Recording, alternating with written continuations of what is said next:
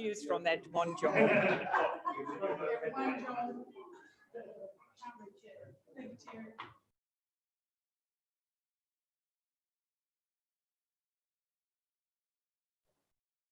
Okay, so I welcome everyone to our meeting today. I will open with a prayer for us. Dear Father God, thank you for bringing us together here today. Thank you also that today we're not just going to discuss stuff that's important to us and to our community, but it's also a celebration where we're welcoming Isaac. Please guide him. He's bringing a lot of energy and good vibes with him, and thank you for bringing him across our path. Please bless us today that whatever we do it in a way that's respectful. We do it in a way where we think of who lives in our community. How do we make sure we look after everyone? In your name, amen. Okay, apologies. I've got apologies from Councillor Worsnop. Do I have any declarations? Sit down for 1 minute. Do I have declarations of interest? No. Can someone take a look? When am I going to, are we going to quickly do the minutes, or are we just going to go? Okay, I adjourn this meeting. So everyone, we're going to do our porphyry, and then we will carry on with the minutes when we come back.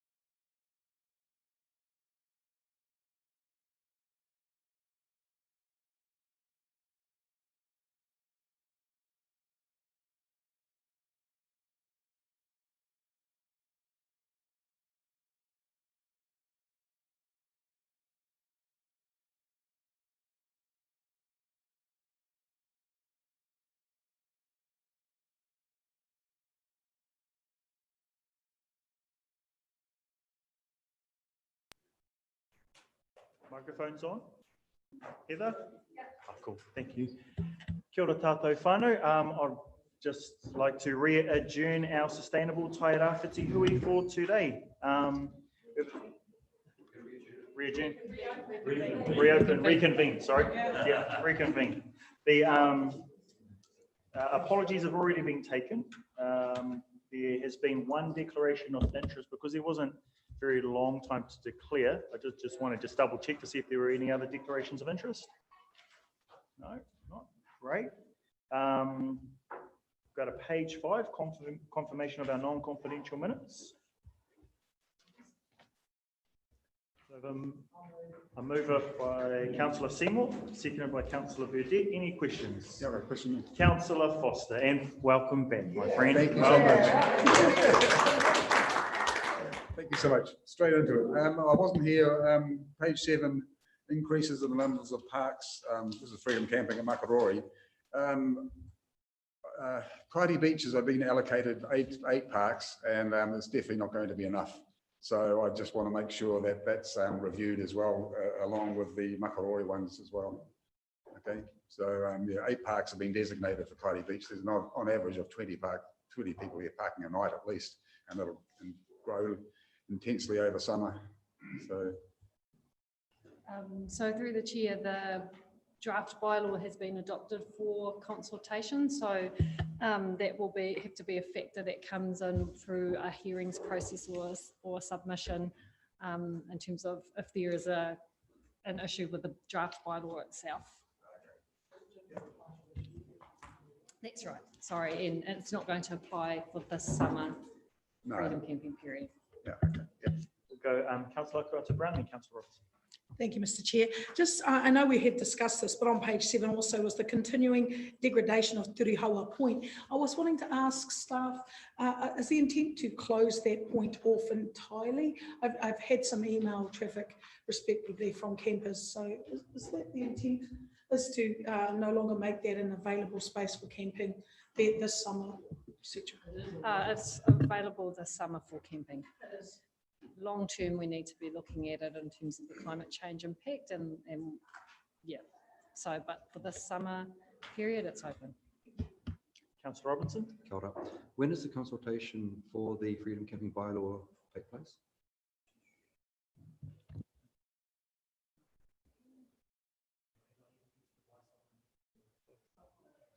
So I'll come back to you, Councillor Robertson. Thank you, Madam.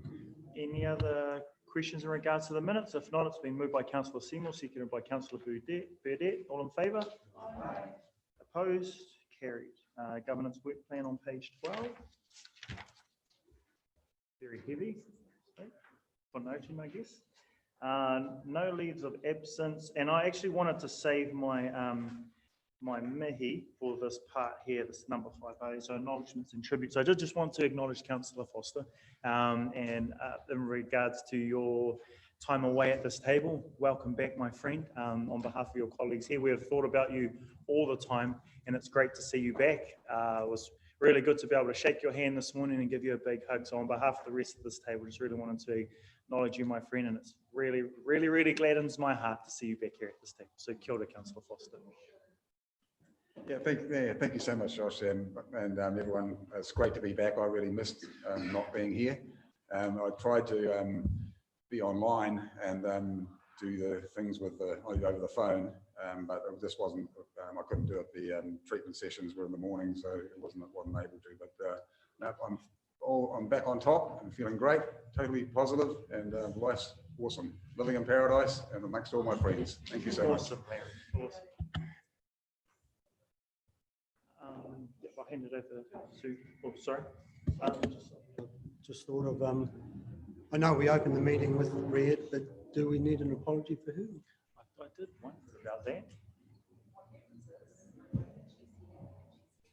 Right, yes. Okay, thank you. Yeah, just process. So we do have a response to your question there, Councillor Robinson, from the siege. So consultation runs from the 1st of March to the 5th of April with hearings on the 16th of June and potential consideration for adoption in August next year.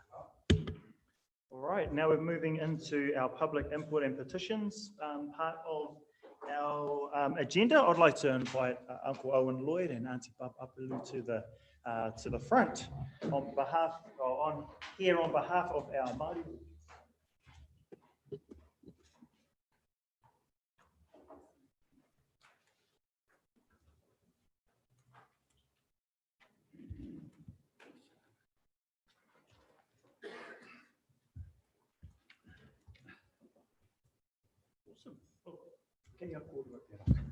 Tēnā tātou tuatu ki tēnei wā ki te mihi atu ki a koutou e whakawātea te wāhi mō māua ki te hara mai, ki te whakatakato tō mātou kaupapa, he kaupapa ki te whakamārama ki a koutou ngā mahi o ngā wātane o Aotearoa. I'd just like to thank for the opportunity to come and give a brief talk about the wardens and their position and how they can be of assistance to this community in a partnership formal way that we can work together to enable that you can achieve your goals and your purposes and how we can help you achieve those purposes. My role really is just to talk quickly about the Māori Community Development Act was created in 1962, and as a result the Māori Council, the New Zealand Māori Council was created, and as a result there were 16 regions created, and we belong to the Tairawhiti District Māori Council. And as a result of that, the wardens are an integral part of that organisation. And the Māori wardens were created basically, for those who are not aware, was to kind of curb the drunkenness of our communities during the 6 o'clock closing time, and where alcohol was becoming a concern with our Māori communities.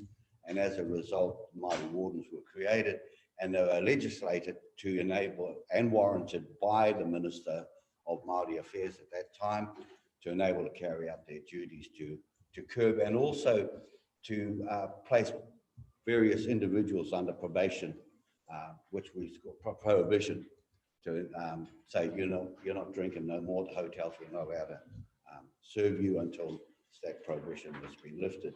So that was the reason behind it, and the wardens have worked tirelessly over all these years in supporting organisations, supporting communities, and been involved, and they have evolved over the years.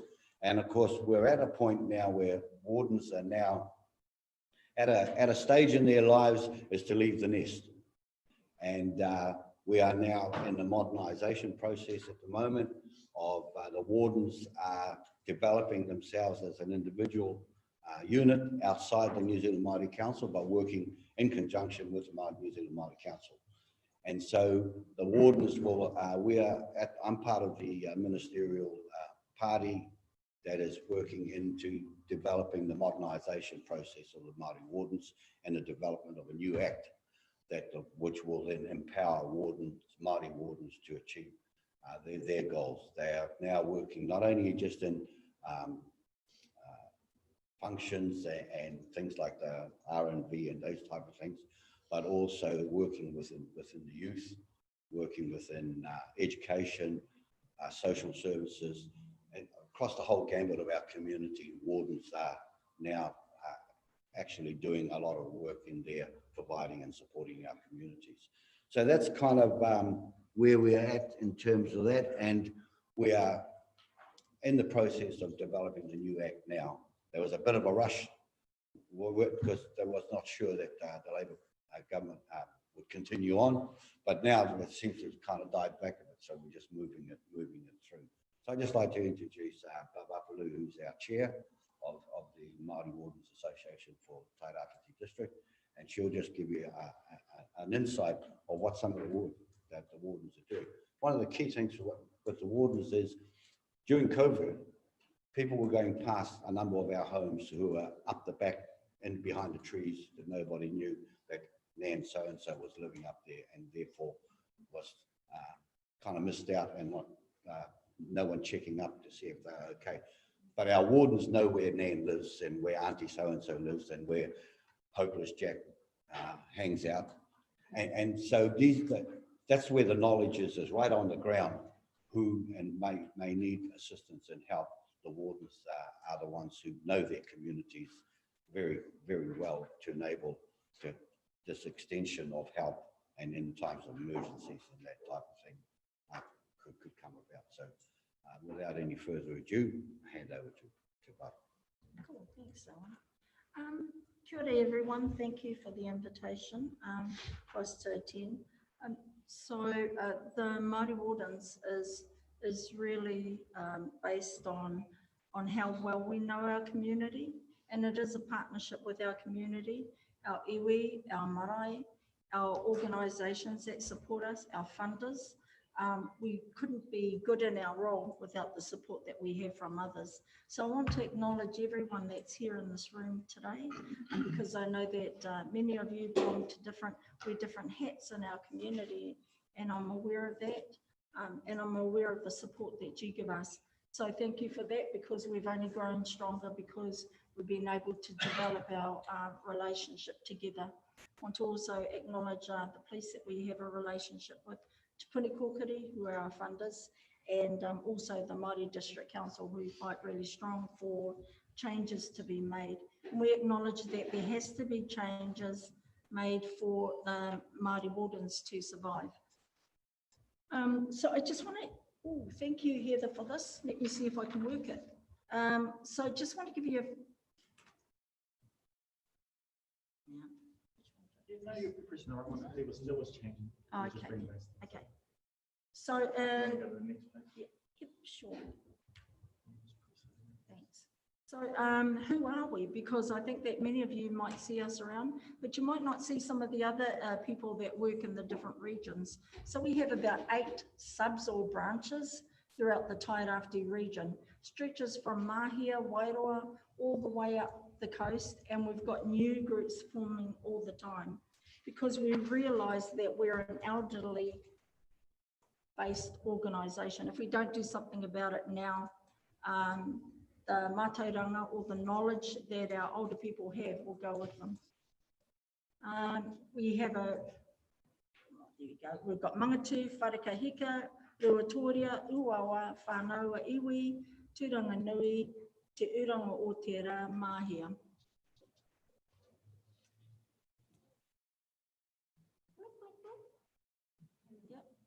So we also have a governance group. Now the structure was set up in 2017. So we've only had 3 years to try and pull all of the our group together. And this is just a little bit about each of the subs have their own chairpersons. And they all umbrella under Tairawhiti, that myself and Owen and one member of every sub, the chairpersons, make up that committee. And we also have the police, Te Puni Kōkiri and Māori District Council. Now, if this is going too slow, I might just jump it.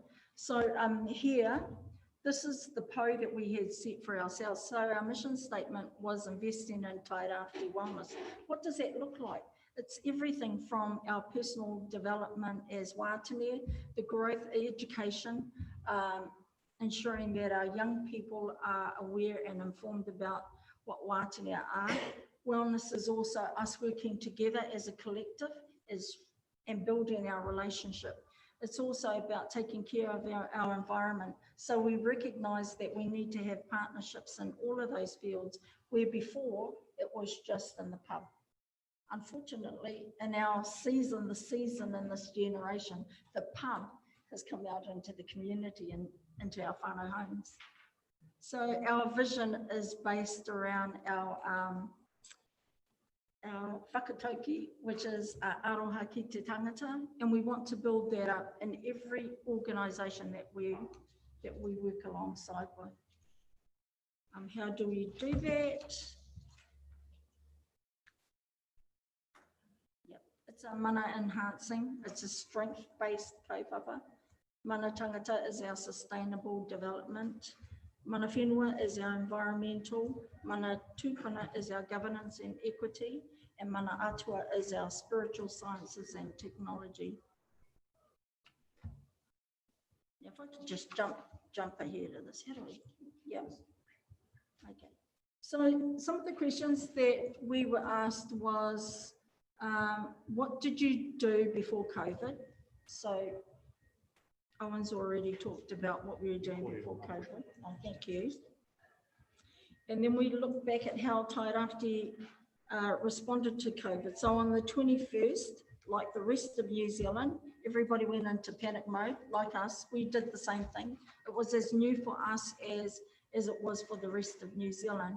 I'm proud of our region and of our Te Rūnanga-Nui o Ngāti Parau, Te Rūnanga-Nui o Tūranganui a Kiwa, our marae who stood up. They're not unfamiliar with having come together at short notices. They respond quickly to circumstances where there's tangi. So in that respect, Wātane weren't doing anything but following on, I guess, things that had already been put in place with our marae and our people. And I want to acknowledge Wharekehika for the work that they did up the coast as well. We also had Mangatu and Manutuke, who also stood up to tautoko our region. We were lucky to be a part of that. We weren't the ones that were driving it, we were just a part of it. So can you move on to the next one? What we did in our wātene, where everybody shut down, is we sat our Pākeke or our elders down because we wanted to protect them first and foremost. They're the holders of the knowledge. If for any reason they became sick, that was us. We had no one to rely on except for the younger generation. So it was important for us to do that, to get health checks in for those ones that were able to work, and to also assess who else is out there in the hood, who in the hood's doing stuff that we can go alongside and support. We also accelerated our digital program because we needed to know that there was still going to be communication. And when we're talking about mostly an elderly group of wātane who don't even know how to answer their phones properly, you know. So that was challenging for us, but we got there, and we're really proud of that. In April the 1st, we partnered alongside the population health team, thanks to Owen.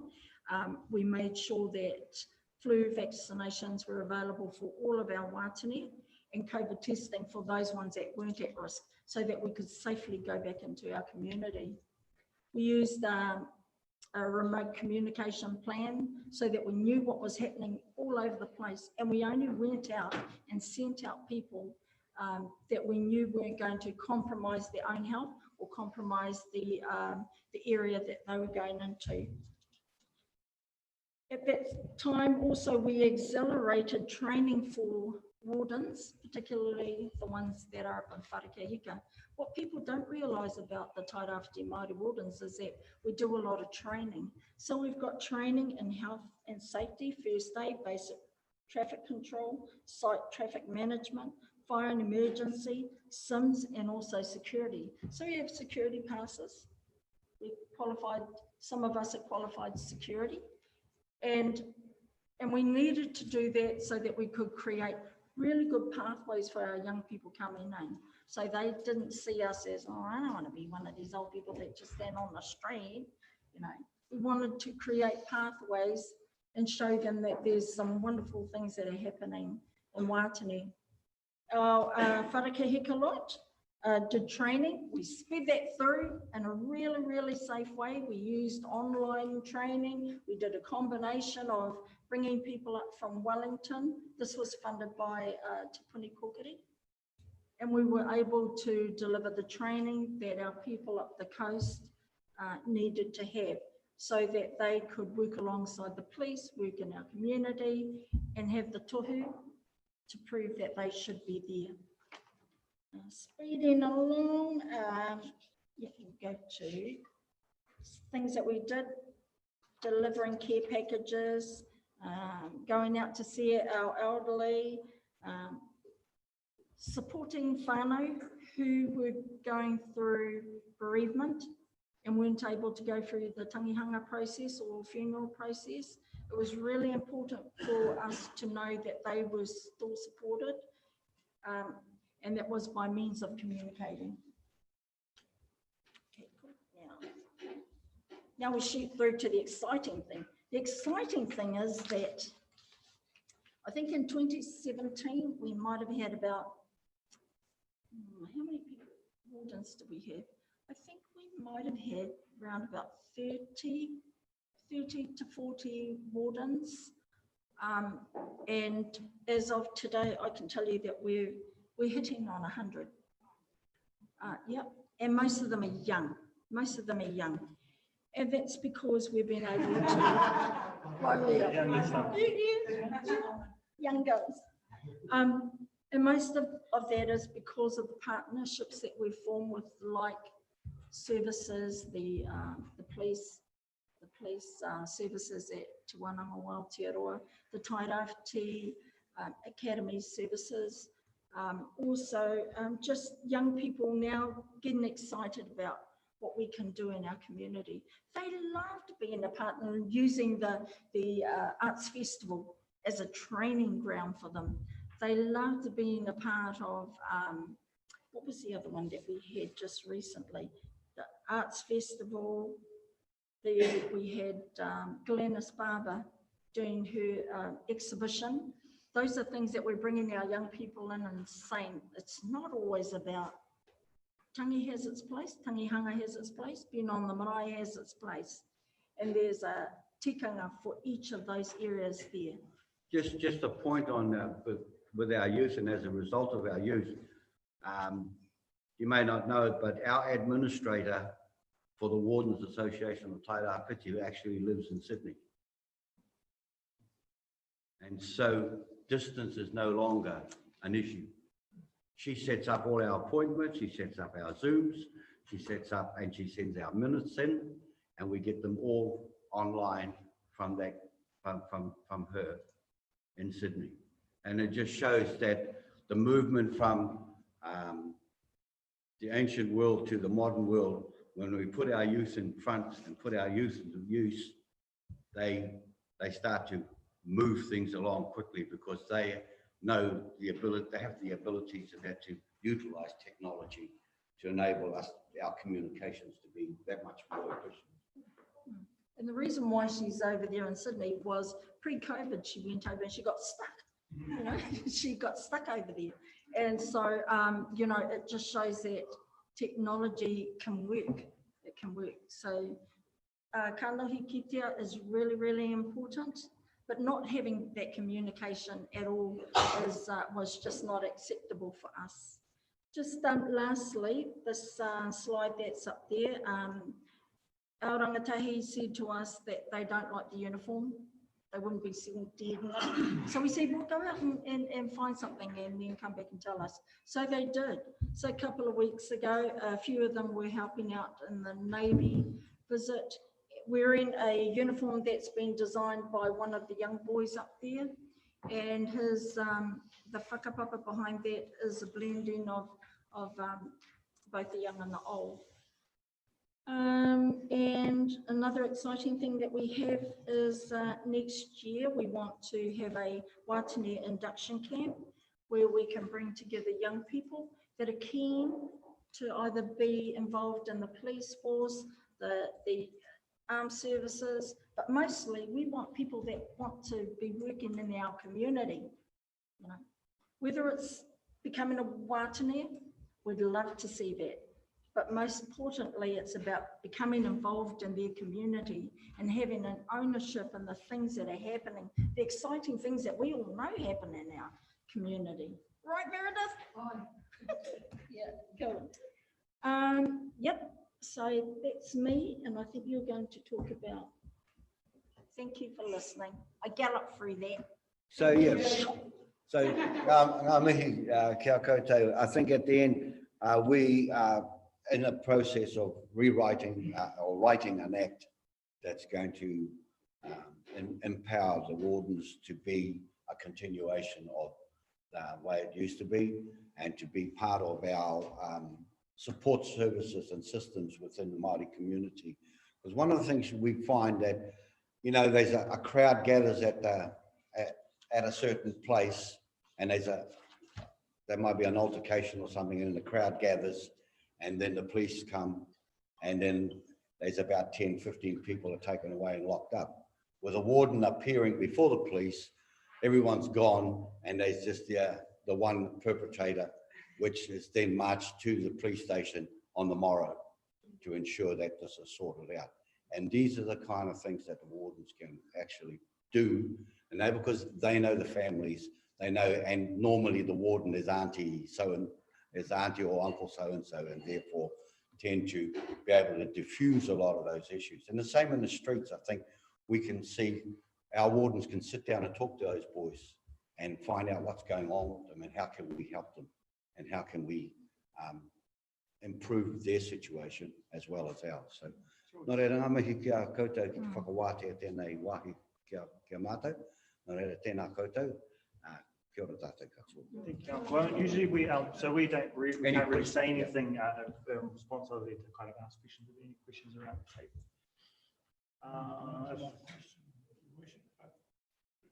Good work they do at the coast. Thank you, Uncle Bill. I did want to, ask, it's great that you guys have 100 people involved, and it was great to hear the kōrero around your guys' engagement in total of the community during the whole COVID stuff.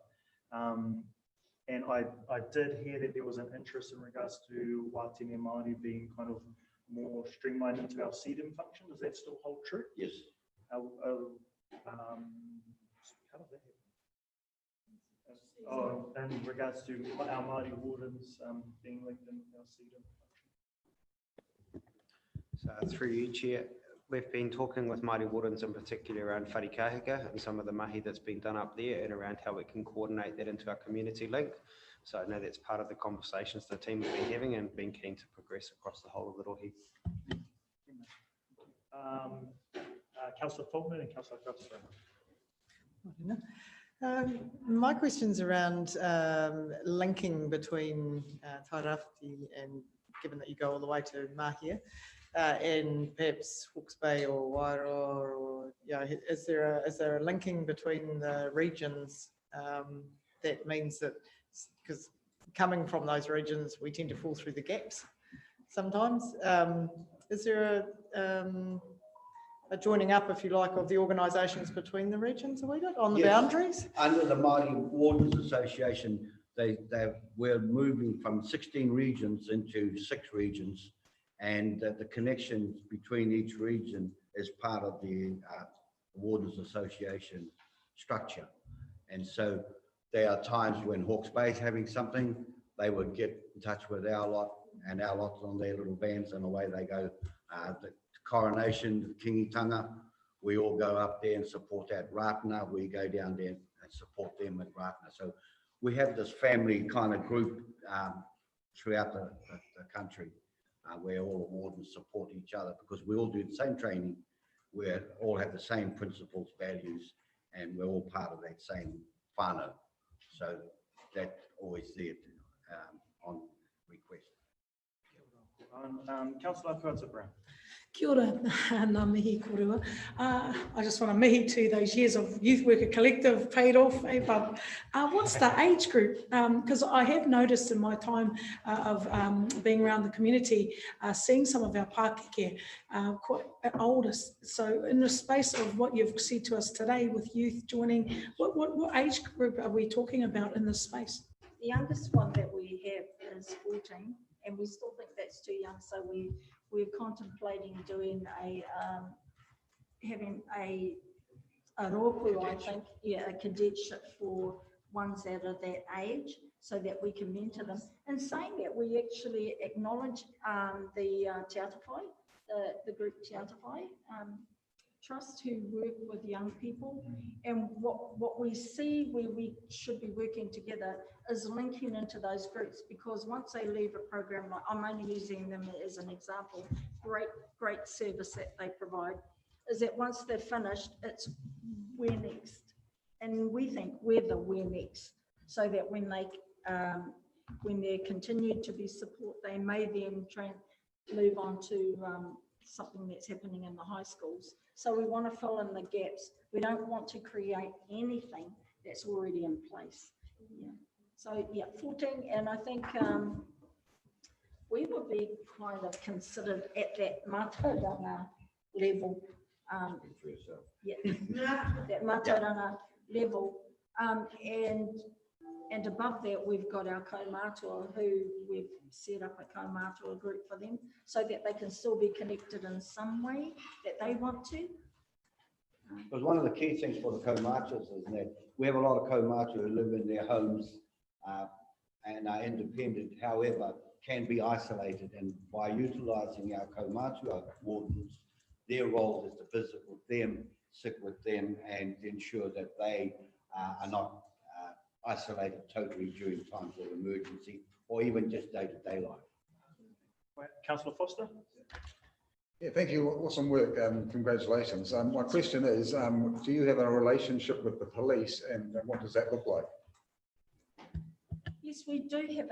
We've had a relationship with the police since since the Community Development Act. Yeah, since iwi liaison officers have been appointed, we've have a strong relationship with the police. The police support us by providing the vans and maintaining the vans. We have on our governance group, we have the iwi liaison officers who are part and parcel of the governance group of the wardens. So there's a very strong linkage with the police there.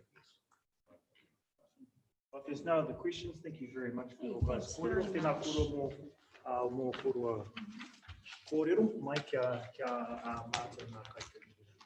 Kia ora tātou.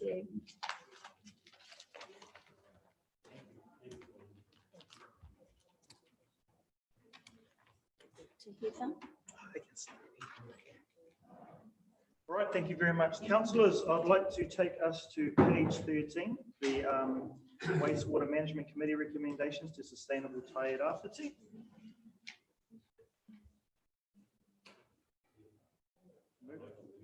Moved by Councillor Sheldrake, seconded by Councillor Dowsing. Is there any questions, any kōrero? If not, I'd like to put the motion. All those in favour? Aye. Those opposed? Carried. Great work. Let's hope the next three papers go exactly the same way. Which famous last words. Page 31, Community Facility Strategy Implementation. I believe we have presentations. Oh, sorry.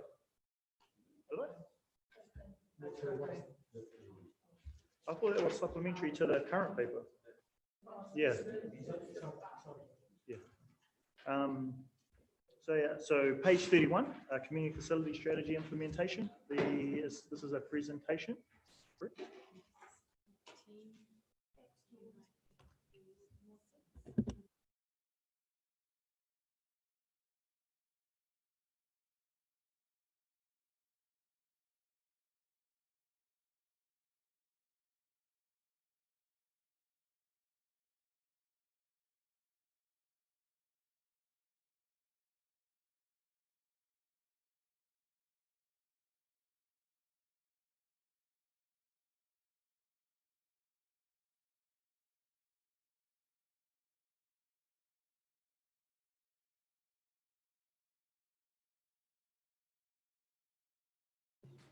So we've it is highly irregular, but it is actually within the powers of the chair. We have a couple of people that want to speak in regards to Whakarua Park, because we'll be having a conversation about community facilities shortly. Welcome again.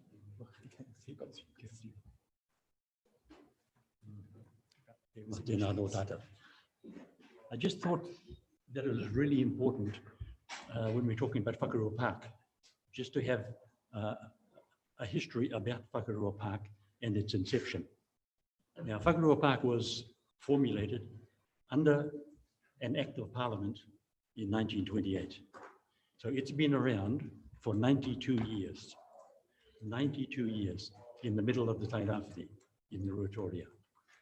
And one of the initiators of that park was the guy on the $50 note, which all of you have many of in your back pockets, I would imagine, or in your purses.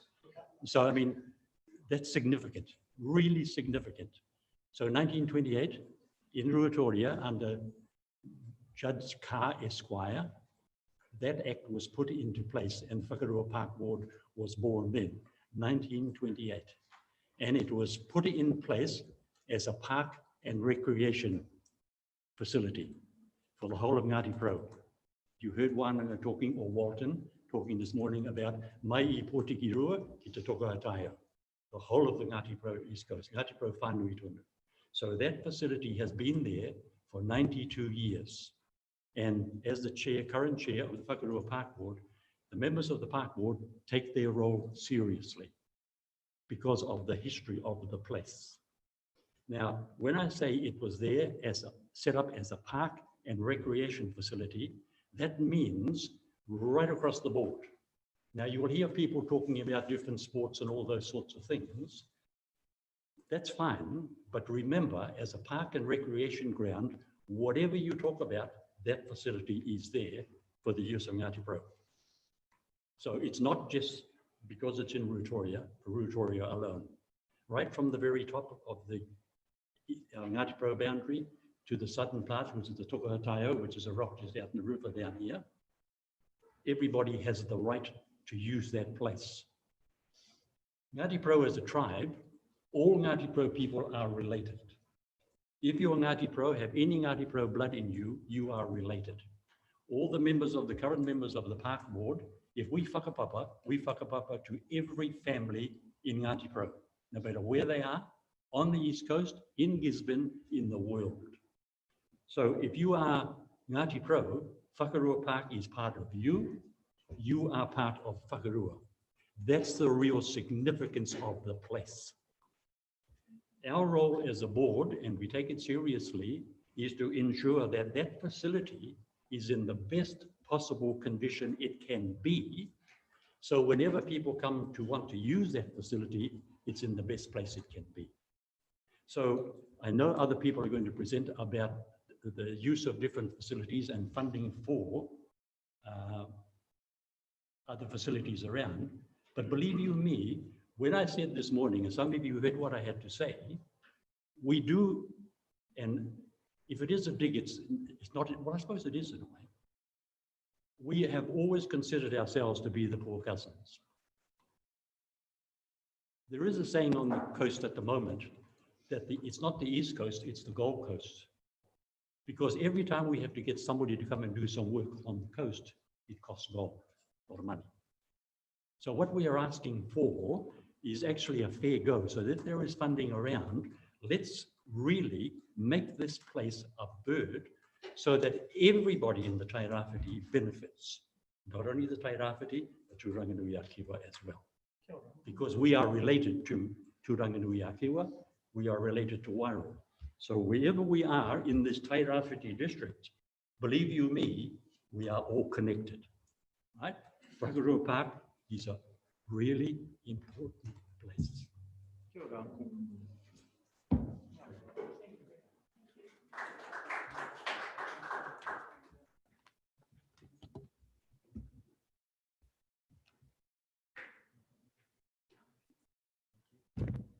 All right, now I'd like to move us to the presentation for our community facility strategy implementation, page 31.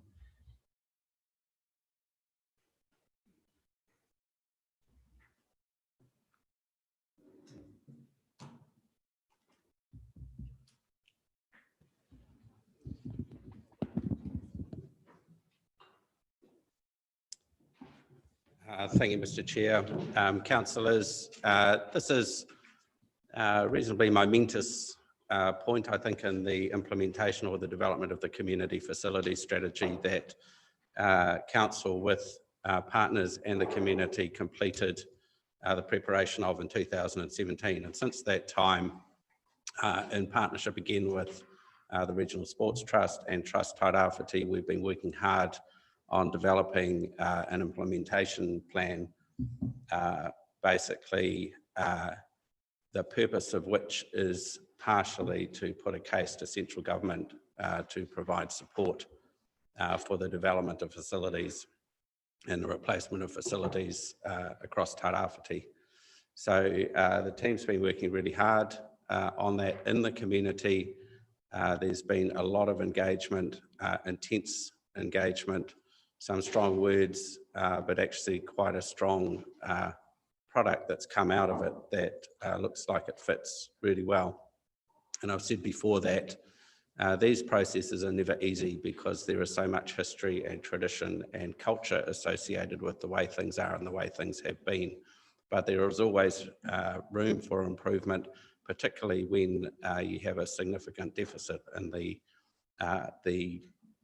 capacity of the facilities that you offer in your district.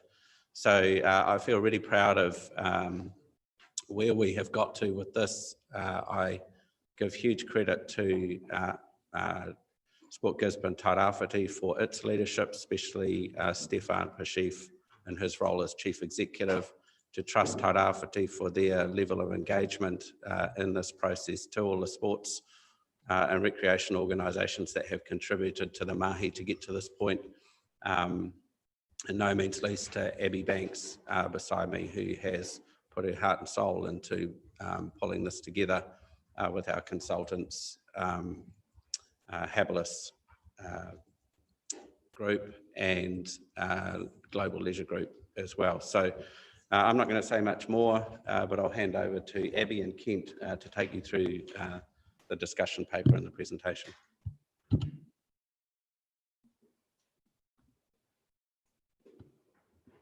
Tēnā koutou, everyone.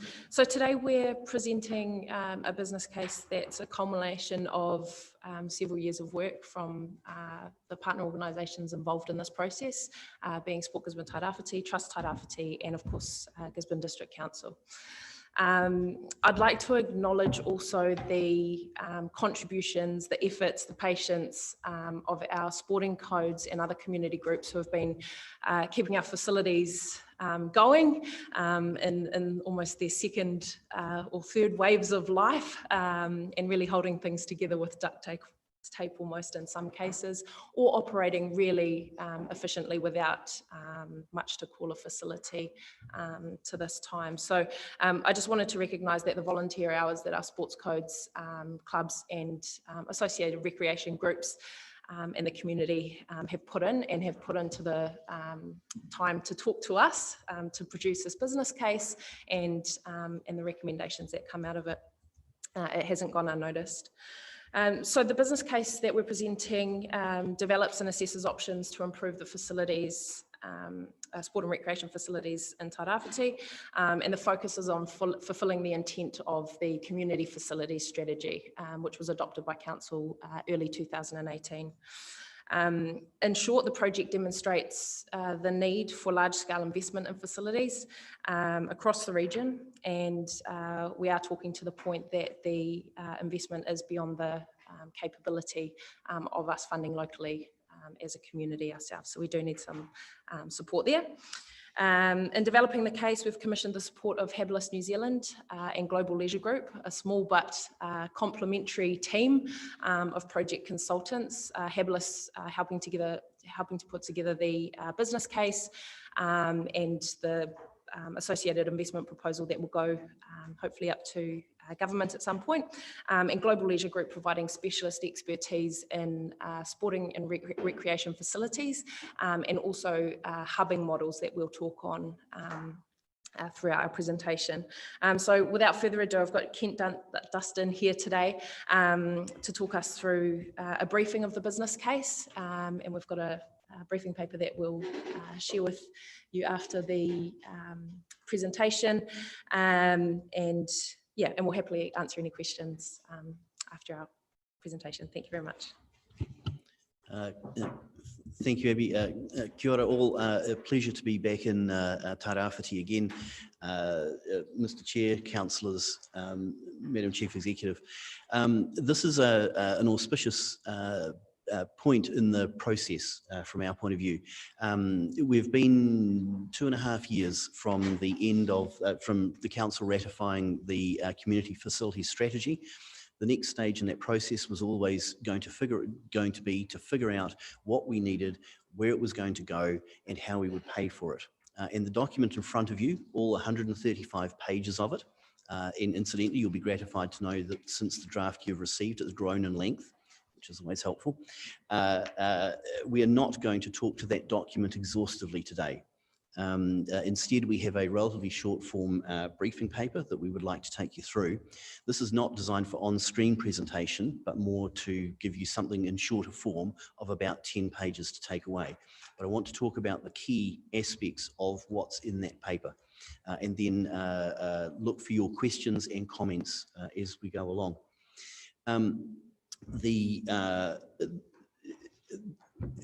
The process of getting to this stage has taken about 2 years from the initial engagement, and we're now at the point where we're looking to table this paper so that we can get the final feedback from the governance groups before we take it to the government, with the intention of doing that in January next year. And that's the culmination of a lot of engagement and a lot of work with something that we think is probably in the order of 150 to 200 groups, individuals, sporting codes and sporting clubs across Tairawhiti. And I would very much like to acknowledge David Goldsmith from the Whakarua Trust Board. We have been to Ruatoria a couple of times to discuss the role of Whakarua Park, and he's able to articulate in a few words what it has taken us many pages to describe in the business case. So hopefully, David, we have done justice to what you have told us.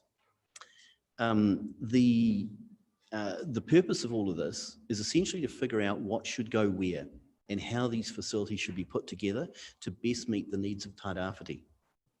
Now, as you're all aware, Tairawhiti's sporting facilities are in fairly dire straits. Many of you come across the issues of rundown infrastructure, of poorly maintained buildings, of facilities that are no longer fit for purpose. You come across this every single week. Many of the investments were made in the last big investments were made in the 70s and 80s, and those assets are now at the end of their life. This is a story well known to us, but which needs to be explained to Wellington. Now, there is a certain investment logic as to why we are asking the Crown for assistance to do something about the state of affairs. The first is that sporting participation has very high social and health benefits to the community. We know this intuitively, but adults, rangatahi, who are involved in sport have better outcomes on everything from education to crime to social cohesion to health. This is a very, very well-known story and a well-trodden path. The issue is that in Tairawhiti, sporting participation is lower for some of our communities than it is nationally. And as much as anything else, that has to do with access to facilities. Tairawhiti does not have the sporting and recreational facilities that are enjoyed elsewhere in the country. So a good example is, if you wish to go down and play a social game of indoor cricket at lunchtime, that's an immensely difficult thing to do in Gisborne, let alone anywhere else in Tairawhiti, where it's a relatively easy thing to do in most towns and cities of comparable size across Aotearoa. Now, that's because we do have some unique challenges. We are not a rich region, and we are geographically spread. And that has made it difficult to invest in the right facilities, the right flexible facilities over the decades. If we provide the correct facilities, evidence overseas and in Aotearoa says that participation improves.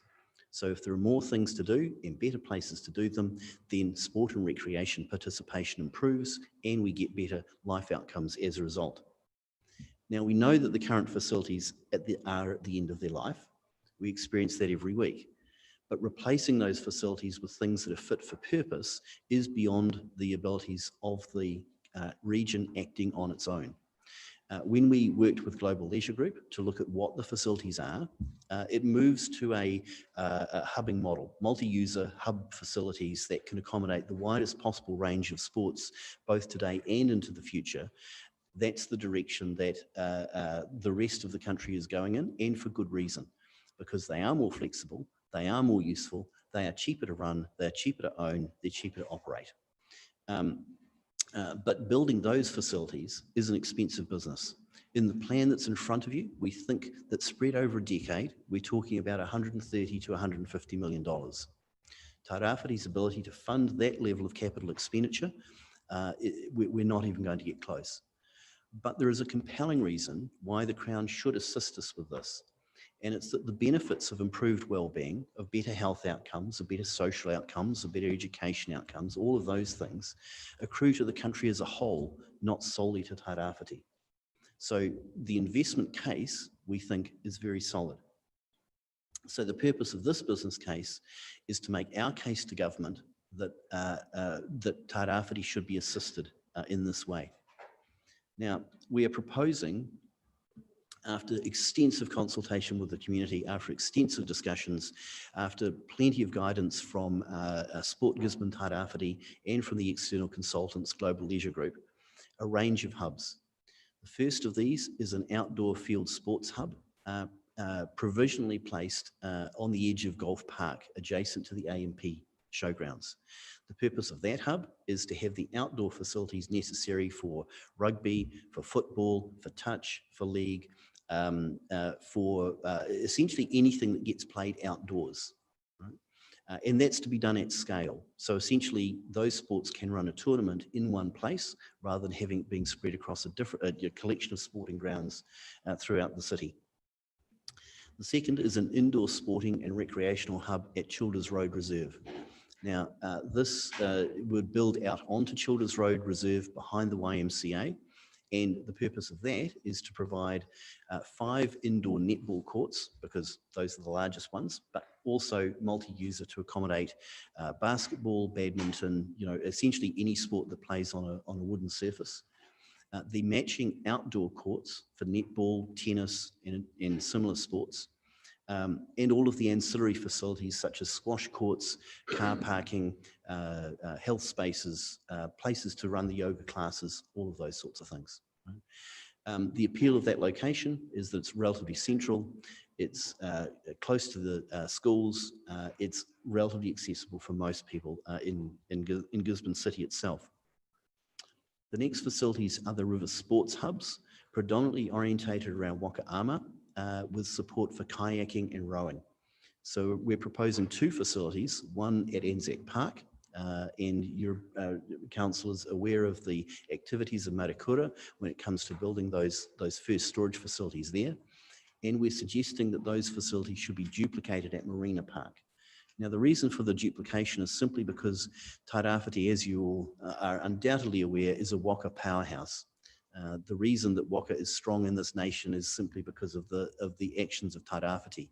Now, that means we have a lot of paddlers, getting them on and off the water, storing their waka, being able to work the water space effectively, given that we have limited water space. The only way to accommodate that is more than one location. So we're proposing 2 of those. There are a range of recreational and ancillary facilities, such as a rejuvenated skate park, a pump track, and some of these things that are more recreational in nature and not linked to specific sporting codes. And those are designed to simply increase participation at the boundary of formal sport. And those are scattered across the Gisborne in a variety of locations and spread up the coast to a degree. For regional facilities, what we are proposing is a very significant investment in Whakarua Park. Now, that is going to need to be done in conjunction with the Whakarua Park Board. It proposes an upgrade of the field sports, so that's drainage and lighting for the fields that exist and some upgrading of the grandstand. And it proposes the creation of a small-scale indoor hub designed to fill sporting, community, recreational and social needs in the wider coastal communities. It's about the size of a full-size indoor netball court with ancillary spaces such as changing rooms, showers, toilets, all those kind of things, and additional meeting spaces. It incorporates some outdoor netball courts so that it's large enough for small regional tournaments to occur. It has things such as car parking, where there is none at the moment, but the car parking has built-in skatable surfaces.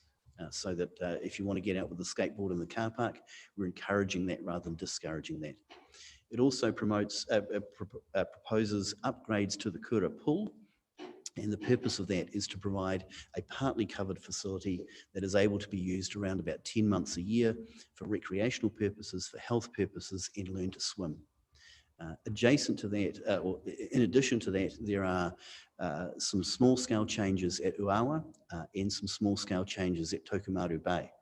These things are designed to be in addition to the township plans that are already being progressed. So these do not stop the township plans or subsume them, they complement them. So essentially we try to fill the gaps where the township plans are unable to provide the full range of facilities. Now, there's a fairly hefty bill associated with that. Whakarua Park alone, we're thinking is around about $15 to $16 million.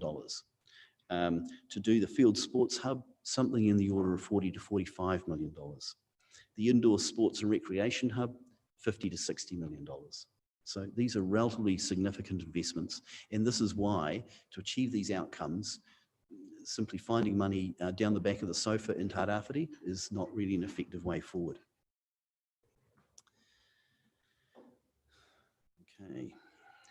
Now, the question is, of course, why will we go and spend all of that money? What are the benefits that we will achieve?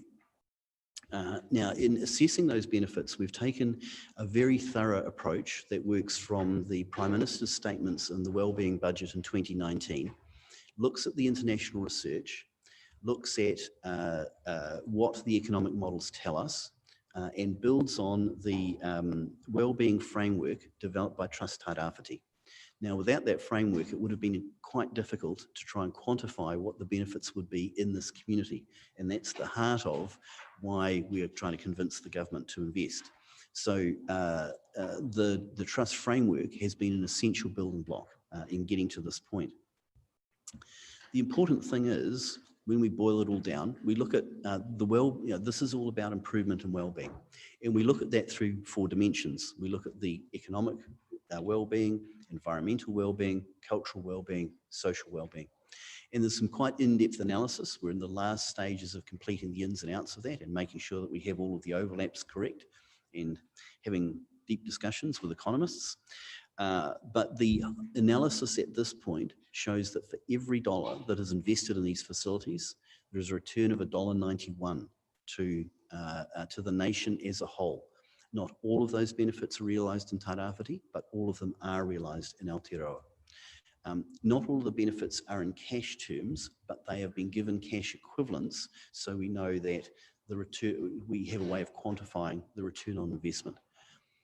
In comparison, most investments that are being approved by government have rates of return or cost-benefit ratios of, typically 1.2 to 1.3, or $1.20 to $1.30 for every dollar expended. So we think in well-being terms, this is a very strong investment indeed. However, some funding is still needed from the regions. And that's for a couple of reasons. The first is it shows our commitment to Wellington. It says that we are as committed to these outcomes as they are, and that we're not simply looking for a large-scale handout. So there are a range of funding sources, and what we've done is identified some early win projects. Now, those early wins include things such as resurfacing of the netball courts at Victoria Domain, simply because those are so far past the end of their life that something desperately needs to get done. And it includes funding, for instance, the top-up funding necessary for the Waka storage to be constructed at Anzac Park. So these are projects that have been lurking for quite a while now, and this is a way of moving those forward. So funding for those early stage projects, we are discussing with the Trust Tairawhiti, funding support, and also ECCT and other funders, and we're looking for a little bit of government money in that. Now, we're also seeking some funding from Council. The funding from Council is to achieve some very specific aims, and those are, firstly, to undertake the concept, planning and design work necessary to get to the point where procurement could commence on the large-scale hubs, and essentially fill the gap between beginning the planning and construction beginning, which is always a very difficult thing to ask central government to fund on our behalf. Now, some of the second item is essentially a renovation of the river So this is dealing with the Spartina weed that is the invasive weed that is in the rivers. If we can begin doing work there, then what it will do is free up water space for the river sports. So essentially waka, kayaking and rowing.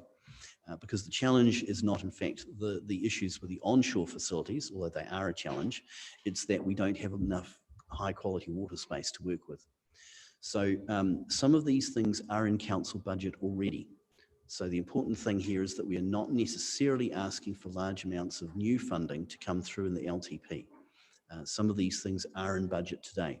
In the improvements for the Spartina, we understand aspects of those are already funded. However, what we are looking for council support on is that that early stage planning and design gets funded out of the region. Now, our advice from officers is that the LTP for the coming year is very heavily oversubscribed now, and that further funding bids are unlikely to get a highly sympathetic response. And we completely understand that. This document is put together, remember, not for a local audience, but for a Wellington audience. So council may take upon itself to say, yes, we recognise the need for that. We recognise that the region needs to find the funding to do that early stage design and development work, but it has to be funded external to council because of the existing pressures on the budgets. So we leave that as a proposal, bearing in mind that the mechanisms by which we do that may not include council putting its hand in its pocket to fund those things directly. And if we talk about timelines, okay. So there is a page there in the briefing paper that's not in the business case showing the indicative funding requests. And in summary, that's something in the order of about $4 million spread over about a 3-year period. So whether that's affordable or not is essentially a question for council. Council may decide that the best way to pursue that is by obtaining external funding for those components. If we talk about timings, there are certain projects that the early wins can be progressed quite quickly. So that's simply a case of the community deciding to move, and in many cases, Trust Tairawhiti and the other funders being willing to back those things. Now, our discussions with Trust Tairawhiti is that they agree in principle with those things, albeit that each of those requests will have to come as a specific request to the Trust to meet their normal funding conditions. Right? In the larger projects, we are proposing that Whakarua Park moves forward as the first priority. There's been a little bit of a tradition across the whole of New Zealand to do the main centres first, and then the regions kind of have to wait. In this case, because of the way that the Whakarua Park board is put together, exactly as David described, because of its governing legislation, it's able to move quite quickly in terms of the governance and operation in a way that has to be constructed here in Gisborne for shared facilities. So it can easily be the first cab off the rank. And the benefits that we are seeing in terms of the impact on the community, because of the level of historic deprivation on the coast, are most clearly realised and most quickly. We are proposing that in parallel with that, planning and work to do the indoor hub is the first thing that occurs. The second thing is then the field sports hubs with the river facilities woven around those. Now, there are a couple of implications in the hubs themselves. The first is for the indoor hub, Thistle AFC would be displaced from its grounds on Childers Road Reserve when the development of the indoor hub goes forward. Now, because the field sports hub won't be completed when that occurs, that means we need to find temporary facilities for Thistle. And we've allowed budget to do that. However, it is going to be fairly disruptive on the club for a period that could be 3 to 5 years. So that's the first impact. The second impact is on Gisborne Golf Park, who in the current plan would lose about 9 holes of their 18-hole golf course in preference to putting in the field sports hub. Now, if you stand on Gladstone Road, looking down the driveway to the AMP. The AMP showgrounds are to your right. We are proposing that the Field Sports Hub would be to the left. So same shared driveway, and that would effectively carve off a section of Gisborne Park Golf Club. Now, that's quite disruptive to the club. And so we've looked at what the possibilities and mitigations are for that, and two exist. The first is that Gisborne Park becomes a 9-hole course. Our advice from Golf New Zealand is that where the increasing participation in golf is coming from is actually the short course game, because people are time constrained. So they'll play 9 holes because they don't have time to play a full 18 holes. But there are many players at Gisborne Park who do play 18 holes. So the second mitigation is to expand the golf course, so essentially to reorientate it and to put an additional 9, so to leave 9 holes facing Gladstone Road, and to put 9 holes out onto the airport land that is currently grazing land, and create a portion of a golf course there. Now, traditionally, airports are quite happy to have golf courses on their boundary because they're not high density development. They don't really impinge airport operations. You know, they're good neighbours in that sense. At the moment, that land is just used as grazing land, so it's relatively, low value from that point of view. We're not at this stage aware of any plans that the airport has for it, so that possibility exists. The challenge is, of course, that creating 9 holes of a golf course is a price tag of about $3.5 to $4.5 million. So that would add to the overall budget for the Field Sports Hub. So the difference between the two impacted clubs, Thistle's impact is very severe in the sense they're completely pushed off their grounds, complete with their club rooms and everything else. But that's a relatively short, well, it lasts a period of 3 to 5 years before they're able to then join the Field Sports Hub, and away they go. The impact on Golf Park, on the other hand, is permanent, in the sense that once we make the decision, once a decision is made to move a Field Sports Hub there, then the 9 holes go away, and we need to find a way to address that, because that's not just going to magically get cured in 3 to 5 years. So those are the sort of the 2 points of contention. However, across the community, it has to be said that we have seen wide-scale support for the idea of hubbing, assuming that 2 things occur. The first, that it is the asset is well run, and secondly, that the facility itself is well managed. Now, in terms of the asset management, everybody's concern is the same, which is to say we don't want to be having these discussions again in 30 years' time. We would like assets that are well managed, well run, maintained correctly, and are not allowed to fall to bits. And the experience around the rest of the country is, if the governance model is correct, if the operating model is correct, then they tend to have very long and very productive lives. Overall, we are not expecting the operating costs from a council perspective to change from where we are today to operating of the new hubs. So we will not be coming to council for large-scale top-ups of operating grants in order to support these hubs. The second thing that people are concerned about is how will these be managed, particularly from the point of view of, if my code needs a bunch of training fields on a Thursday night at 8 o'clock, how do I make sure that we can get access to those?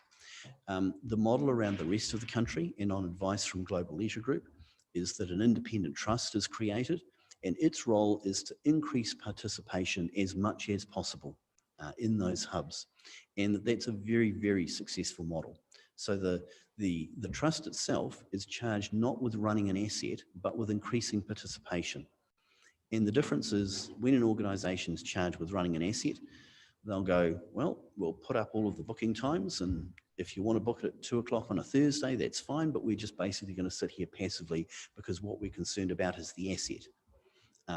Proactive trusts, on the other hand, tend to go, well, the asset is being well managed, but what we care about is participation. That's what we're incentivized to do. So if nothing is happening at 2 o'clock on a Thursday, what can we do to get people in the door to have them use the facility well? And the experience across the country is That's a very successful model. So that's what Global Leisure Group have proposed here, and that's what we think the community should consider and adopt in the coming months.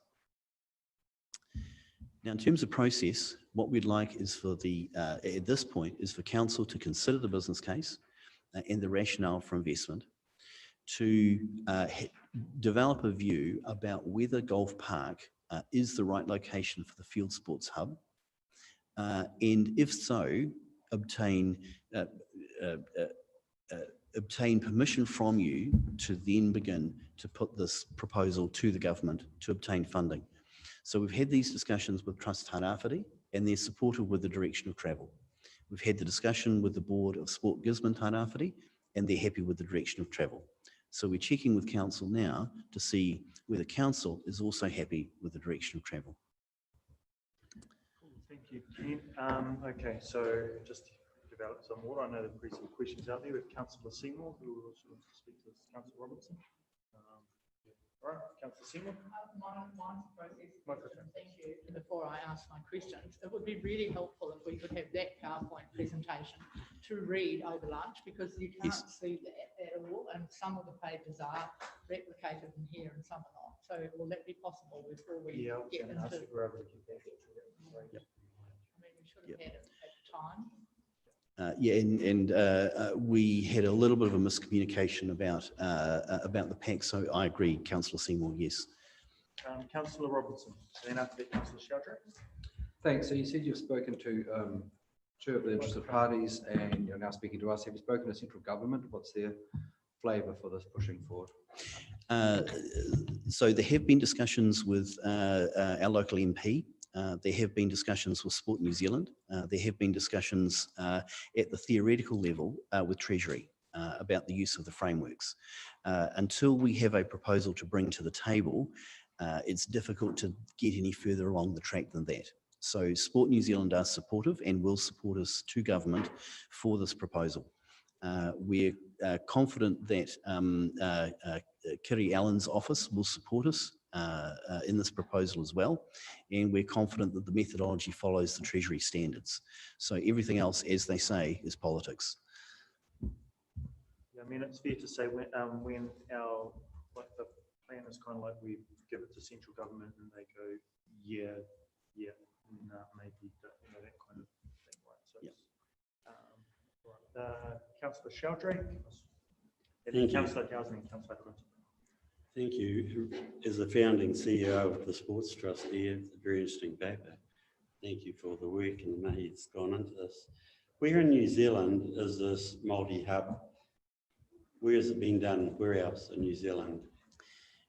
It's been done in Nelson, Wellington, Christchurch in a number of locations, Auckland in a number of locations, Taranaki, so in Hamilton. So this is essentially the way the world's moving, because maintaining a lot of individual facilities is getting well beyond the capabilities of particularly local authorities. And we tend to find that some sports are relatively long-term, rugby would be, or football would be the case in point.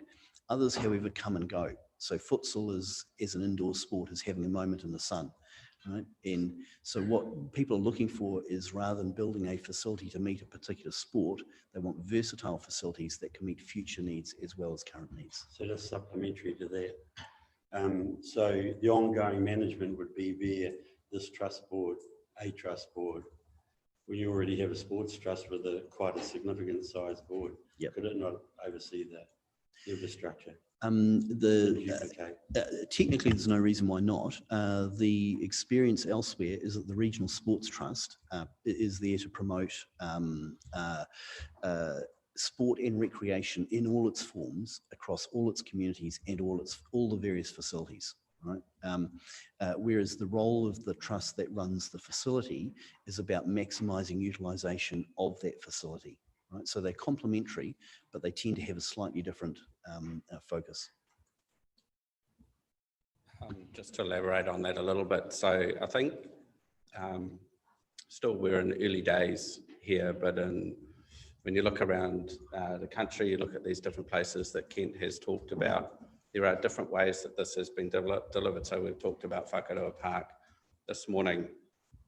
If I think about Napier, Marist, which is a rugby, football, netball, just about any sport club or association, in Napier, actually it's not, the trust is not created by anybody else. It's actually the codes that have come together to create that. So there needs to be quite an element of flexibility within the model to make sure that the best party is actually putting together the solution. So Councillor Robinson had it finished, is that correct? So just thinking of a practical example, YMP, or the club that's based on, what street is it? That uses the oval? Anzac Street. Anzac Street. So they moved to a shared ground facility out by the showgrounds. So currently they have their club rooms there where they are now, and they obviously pay some ground maintenance to us, or say some putia to council, but they move out there. So we're left with a piece of reserve land, which can only be used to reserve land, because the paper says it's very difficult to undo reserve land. So who's going to fund it? I mean, does then council, is this factored in? Because council is going to have to then pay for looking after that land. We can't use everything else but reserves. That sort of cost, has that, I didn't sort of pick that up in here. Couldn't pick up the next stage story. I've got the first stage, yes, let's do these things, but the actual the nuts and bolts and cost to council potentially, I couldn't pick up in the report. It's a very good question, Councillor.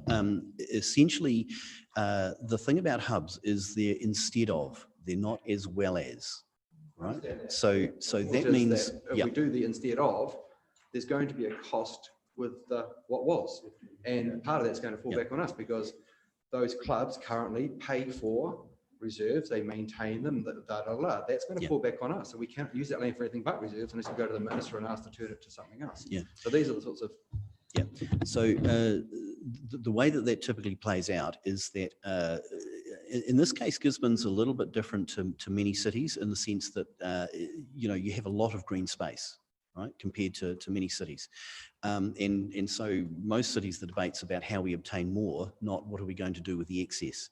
The assumption is that we're sporting. So let's take a concrete example. Let's say Barry Park, a case in point.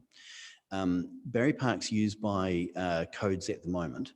Those codes would move to the outdoor hub, right? And Barry Park would no longer be maintained as a sporting facility. It would still be there as green space and would need to be maintained to some degree, but it would no longer need lighting upgrades, drainage upgrades, anything similar. Mr. White, did you have a response as well? Thank you very much. Yeah, it's just some comments on that. So the assumptions that the codes pay for the maintenance of the grounds is not a correct one. So council's charging regime is up to 5% of the operating cost if requested. So there's lots and lots of possibles for nothing in that, and council takes very little from the users in terms. So effectively the ratepayer is funding the cost of providing sports facilities that council does provide. I've said it before that change in this space is going to require a lot of courage from the decision makers, because this is really big stuff. You're talking about tradition, you're talking about history, you're talking about this is my park sort of thing. And while we say it's very difficult to change the use of reserve land, it is not impossible. So it's about having those conversations with the community to say, this is the outcome, and it's a great outcome that we're going to achieve from this. But unfortunately, there are some sacrifices to go with that to achieve that. Kent is right. Gisborne, for the population that it has a really large area of open space per capita relative to the rest of the country. That's true. If you end up having a population of 70,000 people within this footprint, then that may well change. But at this point, you do have a really high level of open space per capita. So it's my guess that you will be having conversations about what sacrifices can be made or should be made to achieve a better outcome for the community. So the Oval may not be what the Oval was, Barry Park may not be what Barry Park was. Difficult conversations, but conversations that would probably need to happen. Thank But what was the cost? I mean, I'd really want to know what sort of cost that may have long term for us, because that means it's our community's cost. It's great to have these ethereal discussions, and yes, they've been going on for years, but actually, beyond the ethereal, there's the cost. There's going to be a cost dealing with these green spaces, not just easy to go to the minister and ask him undo the reservation status, et cetera, et cetera. This report clearly says that. That would be really helpful to know that side of things, because if we're going to make decision A that's going to have impact B, we need to know the cost of impact B before we make decision B. I thought I heard that we're already carrying that cost anyway. That those are costs that we're already carrying. Well, I can give you, as I did, I can give you a number of facts that the ratepayer carries the cost of looking after the oval. The user does not carry the cost of looking after the oval. So if the oval continues to exist as it is and used for the same purpose, that cost will carry on. If a new facility is developed and council decides to carry on keeping the oval as a rugby ground, that cost will carry on. If council decides, actually, we want to turn this into a public space where there's playgrounds and that sort of thing, you will incur costs for looking after playgrounds. If council decides, actually, we don't need this land anymore for a sports ground or all of it for a recreation area, we would prefer to turn it into community housing or whatever, then actually it's not really a cost anymore. It's a revenue generator potentially, and adds value to the community in different ways. So there's a lot of thinking to do around what are the options that get to the point here. But the point of this is to go to the government and say, are you going to support us to achieve what we have said we want to do in our community facility strategy as a region?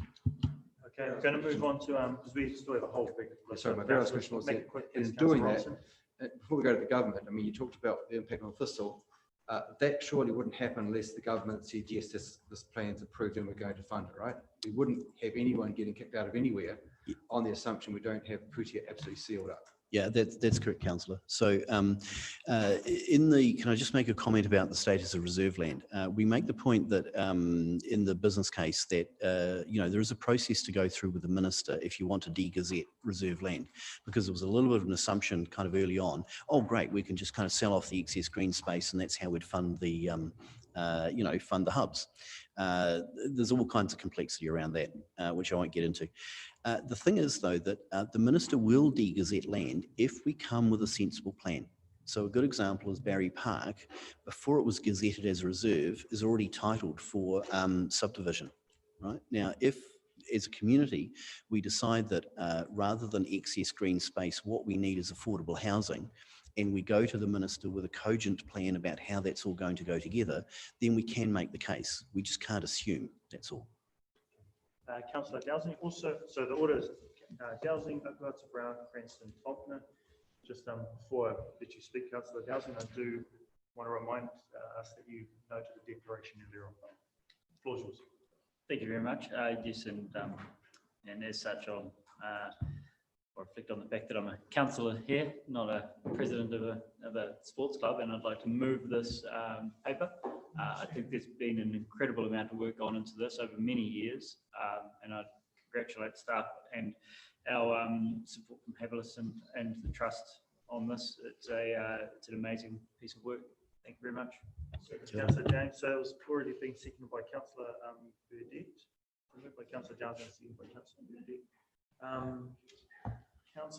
Thank you, Mr. Chair. Thank you so much. This is exciting times, and for decision makers, it's definitely about the opportunities that exist for our region, looking at spatial planning, looking at community housing, looking at a whole host of things. So my first question is, the frustration, of course, when we look at procurement and funding spaces is feasibility studies, they cost. And we are so feasible, our region, as it reeks feasibility, because as you note in the report, and I do get kind of frustrated to read always how underinvested we have been as a region, Maira Anō, and we've had all these people work tirelessly in their club spaces, in their park spaces to keep them humming for their communities, because they are lifelines, they are connectors, they bring life, and as you've talked, wellbeing is at the heart of a lot of this, which is also great. So the cost for those feasibility studies, I mean, are they a must do?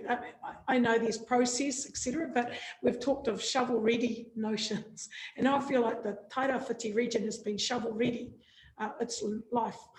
So what's the cost? That's my first question. I've just got one other notion into the cost, but I was involved with Papa Whāriki, and there was a certain amount of work, tireless efforts put there.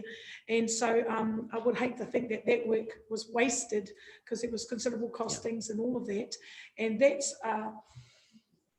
my heart and passion is to see an equality across the region of sports hubbing, because of the population, because of who lives, you know, young people, all of that. And I've always seen Kaiti as an infrastructure. It's had less over the years too. So I'm heartened to see the East Coast Anzac Park in this corridor. And so, but those are my two kind of speaks to this particular report, but I was happy to move it to. Thanks. May I respond to those in sequence? Is there anything to do? Yeah, well, if you feel like you need to respond. As somebody who develops business cases for a living, we develop too many business cases in this country. My professional view is the next stage for each of these hubs should be requirements and concept and design. It should not be a feasibility study. Right, that we should, there was an amazing amount of consensus across this community, and we did something we have never ever done before, which was that we took drafts out to the community to ask them what they thought. Now, normally that is suicide for a business case.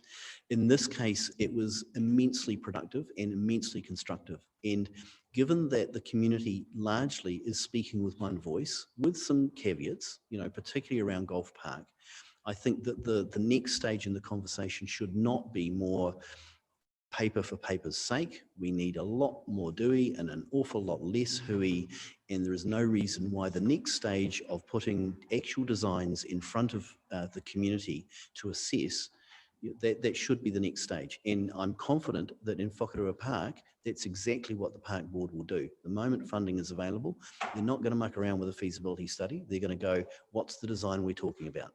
Right. I just want to finish by saying thank you for that, because that's what we need to do, get to it. Is simply that with climate change being part of our framework of mitigating, by having localised parks for hub sports, you lessen people's travel, it's all in there. And also new sports provide new opportunities for breaking out of poverty cycles, etc. So we can enhance that framework. To me, it's a win-win all over, for well-being, for goodness, and for our region particularly. So thank you so much, team. I really appreciate all the work. Kia ora. Councillor Brown, Councillor Cranston. Oh, did you want to respond? And just to say, Kent and I are on the same page. So anything I say, it's not to critique anything that Kent says, but we will make sure that, the team will make sure that it does the necessary due diligence to make sure that the decisions and designs that are done are actually correct and are not going to get anybody into trouble further down the track. So not a full feasibility study, but proper due diligence. Yes. Councillor Cranston. Yeah, thanks for that. We've heard mention of 4 months and 2 years and 7 years. That journey actually goes back at least 16 for me. When we started into the Olympic pool, looking at that, suddenly we started talking about hubbing and efficiencies, and then we started recognising that, hey, you can only put glue on our facilities for so long, and they're getting well past their use-by date. So it's been a very long journey, and I'm just so stoked to see this paper's got to where it was. And I'm thankful to the current staff of the 3 organisations that come together for this. We had Trust Tairawhiti, Gisborne District Council, and Sport Gisborne Tairawhiti, and they were able to fund Abbey, and this work has come from that. And I think it's great that we've got momentum now, where it seemed to be really hard to get in the past. We just weren't getting any traction on that. So I'm really encouraged by this. I think that for me, it's kind of more an umbrella view of it at the moment. The purpose of this paper is to get a business case in front of government. It's not to deal with specifics of locations. It's not to deal with sizes, style of building, anything like that. It's about getting a really, really strong business case that we can put in front of government, who will have to be the major funder. And when we look at the quantum of that funding, you know, I mean, we heard this morning $130 million. Everyone's horrified, but you've got to think it's at least a 10-year funding program. So when you look at what happened this year, with what the government was able to give us for the Olympic pool and the Waikanae Surf Lifesaving Club and our roading, the number suddenly doesn't look as horrific. You know, it looks doable over that long period of time. So the approach to government will be on the basis of, hey, this is funding over a time period. It's not, we want $100 million next week. Yep. You know, so I think that's quite important to understand. So just don't overthink about it. It is an umbrella group. We're not saying, we're saying what could be, not what will be. You know, yes. We've still got a lot of discussion going forward about those things. As far as the recommendations go, I mean, one is to put the business case in front of central government. And I guess recommendation one endorses the recommended options within the business case. It's probably about a little bit of nervousness around the golf facility. And we do need to get confidence from all parties that that is the direction that we are choosing, because we can't put the business case forward without having the confidence that all parties are actually supportive of the business case as it stands. So when Kent was asked about the hubs in New Zealand and who's got them, he undersold that so much. Yeah, he absolutely undersold that. I'm around this country all the time, and I could list off pretty much every town that's doing this sort of thing. And how far back we are on it is what really gets under my goat. You know, when I go to other places, I think, why haven't we got that? Why haven't we got that? Why have they got it? Why haven't we? And it's just because it's been put off, and we haven't had a way forward. And man, this is such a good way forward that I'm just so thankful we've got it to the stage where it is now. So well done. And yeah, there's been good analysis, and it's a great way forward, and I'm really enthusiastic about it. So thanks, everyone. Thank you, Councillor Cranston. Councillor Faulkner. Thank you, Mr. Chairman. It's interesting, isn't it? It's actually about a case of not in my backyard, but rather about what about my backyard, which is, yeah, it's interesting. But you talk about caveats, and certainly the likes of Anzac Park and Whakaroa are absolute no-brainers. So, yeah. You know, they need to be done. It's as simple as that. I guess where I come from is sport is not just gathering for fitness, it's gathering for emotional wellness and everything else as well. And of course, from my perspective, that's the likes of Paddy's Park and the Ngātapa Sports Club. You're talking a rural community basically from Tolaga to Matawai to Mahia. How do we support them in the meantime? Now, it's all very well saying, you know, the city deserves hubs. Absolutely. You know, and as Andy says quite rightly, it's the way forward, and they're exciting and all the rest of it, and they do increase participation. We know that. But how do we look after our rural clubs, our rural communities that have fought for 60, 70 years to maintain what they have, and now are the place that people go to, not just for their fitness, but for their gathering for all the other wellnesses? Yeah, it's a very, very good question, Councillor. There are a couple of things. First is that our economic analysis shows that the health benefits are a little bit oversold for sport, right? Because what tends to happen is that sport has a lot of great health benefits, right? But in the analysis done by sporting organisations, they tend to just count the benefits and none of the costs. So, for instance, in the economic analysis, we've had to take into account the ACC claims. So it rather dilutes some of the direct health benefits. It's not to say they don't exist, but as it turns out, the social well-beings, the social cohesion, the cultural connectedness, all of those things produce greater weight than fitness on its own, right? So in the talking about these hubs, and I think again, you know, I know I keep coming back to it, but Whakaroa Park is kind of the poster child for how you take a facility and you make it suit the needs of the full community, the full needs of the full community, not just simply about a place to go and play basketball. Right? For those smaller towns, what we've endeavoured to do is work within the framework of the township plans. So the answer to Yeah. Now, so what we've tried not to do is step over the top of the community aspirations and say we wish to come and plant a sporting facility, you know, in your town. Within the budgets, we have allowed some flex as to what the townships wish to do, because in many cases, this is obviously sporting orientated, right? And so, you know, we're limited as to the amount of purely social infrastructure that we can fund. But we have allowed some contingency in there to allow the communities to decide what is the best and most appropriate facility in their town. So that's no guarantees, but we're aware of the issue and are trying to work collaboratively with the township plans. Thank you, Ken. Abby? Yeah, just to talk to the smaller rural communities as well too. Kent's talking about the township plans. We've got the township upgrades that are planned to varying degrees throughout the coast and sort of our western suburbs as well.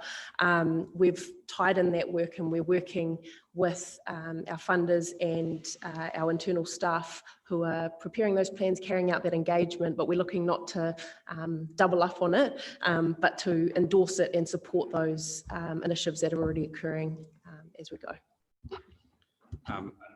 If you don't mind, I'll just add something to that, because when you asked your question, it made me think, oh, maybe there could be an impression out there that actually when we develop hubs, we don't do anything else. And that could be a perspective that somebody could get from this this sort of work, which is focused on bringing people together. And you know, Whakarua Park again, sorry, to bring it in the parks and recreation space for Ngāti Porou. It's still only one of a number of offers that should be provided. It's extremely important, but so this is not about withdrawing access to recreation space, continuing to provide recreation space as we should as a council and as a community. So yeah, I wouldn't want anybody to get the impression that was, okay, we've got this, and everything else is gone, because that is not the intent at all. Thank you, Mr. White. Councillor Burdett.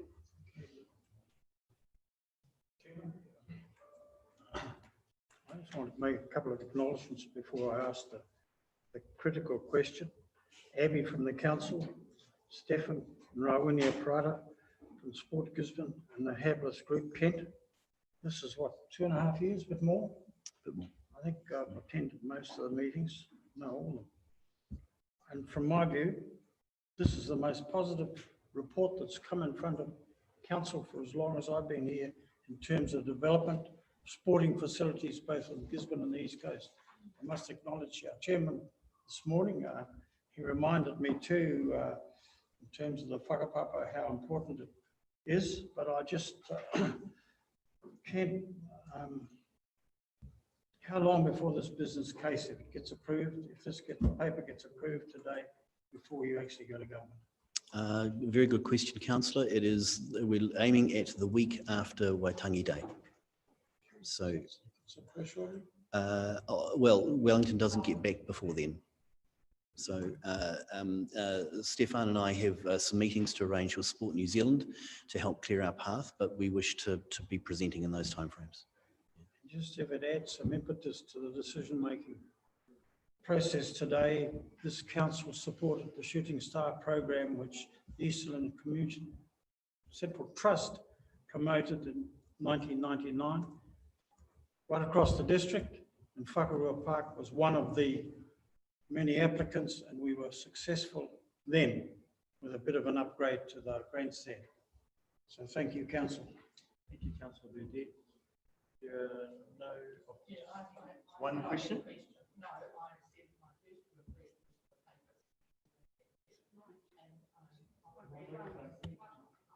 I would really like to see that PowerPoint, because I had noted on the timeframes page that there were no actual timeframes that are really good to understand them.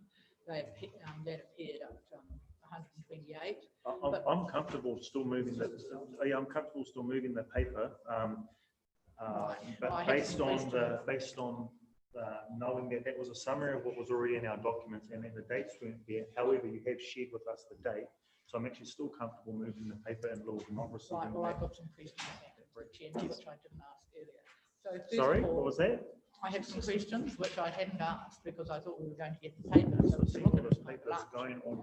So, Yes, first you of can all, ask your questions. thank you. Was there discussion held with the AMP Showgrounds with respect to sports space?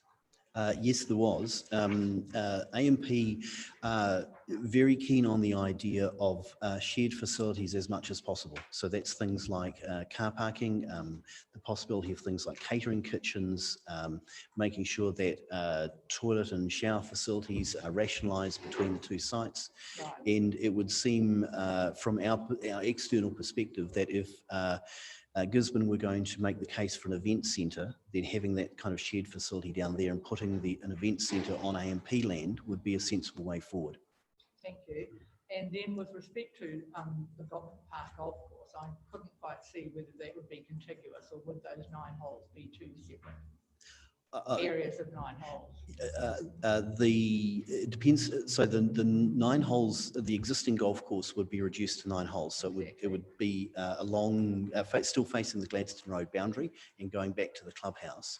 If we were to go onto airport land for the adjacent 9 holes, if you think about where the clubhouse is, it would put 9 holes on the other side of that towards the airport. So it could be contiguous? It would be Right, contiguous, yes. And then with respect to Anzac Park, which I think Yep. it was certainly timely that there were shedding for the Waka. But we went through this 10 years ago at this council, and there was some matters around gifting of part of the land that's Anzac Park. Has that been looked into? And it wasn't to have buildings all over it? Yeah, so there's been a management plan that was produced for Anzac Park, and they're currently working with an architect. All of the proposed plans that they've already got in place, which we're looking to adopt and endorse where possible, are fitting in with that management plan. And does it take account of the status of the park, the underlying status of the park? Our advice from legal at this stage is that the plans for the Waka storage are consistent with the park. Yeah. Thank you. And then your map on page 61 still has a Croaky Club in Rootney Road, which we were told a few weeks ago hasn't been used for 2 years, so it should come out of there before that map gets used again. Yeah. And the Spartina grass, I'd love to see that got rid of. And there was an experiment, and it's relatively easy to get rid of. It just needs to be sprayed. Yeah. So it's not a big hurdle to get rid of that ugly Spartina grass that's in the river out here and provide a whole lot more. Yes. Yeah, We're and that working- funding's already available through council. So we're sort of tying into projects internally that are complementary to each other. Great, Yeah. thanks very much. Thank you. Councillor Seymour. Councillor Gregory, you haven't had a turn. Thank you. I just wanted to, this is really exciting. When I first saw it, I went and approached a few sporting people to see what they knew. And I was really impressed that everybody knew what I was talking about. And I talked to a golfer too from the Park Golf Club, and he thought it was pretty cool too. So congratulations on doing that consultation. And from what I've seen, it seems to be effective. There's a couple of things in here that are wrong, but if I talk to you afterwards, that would be cool. Thank you. Thank you, Councillor Gregory. Councillor Sheldrake, one question. I just following on from Andy, Councillor Cranston Square. For this to go forward is fantastic. I see it as a big community glue, but the concept has got to be pretty strong to go to government. So just sort of saying, hey, we're just moving it along and all the bits have got to be put in place. It's got to be pretty well on the way, I think, before it goes forward. So I would really feel for like Thistle, if they're going to be displaced for 5 years, it seems an incredibly long time. Yeah, so it's just a comment. Thank you, Councillor Sheldrake. All right, so I will put it, but prior to putting it, I do just want to. Yeah, sure. Is the writing of the recommendation sufficient to give them an indication that we support park golf? I think they want to hear that somehow, so. I would assume so because I think that that's in the directory recognitions in here. So by approving that, we're saying, yeah, we are going to go for that. I think if we were going to go contrary to that, then we'll probably need to make a statement. But it's a really good point for clarification, Councillor.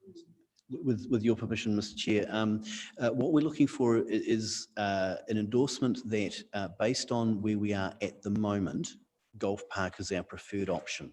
So once we begin getting into once funding is approved and we get into the detailed design process, there is still the opportunity to rethink that decision, right? So this is not, this is agreeing with the direction of travel, not finally committing to that option.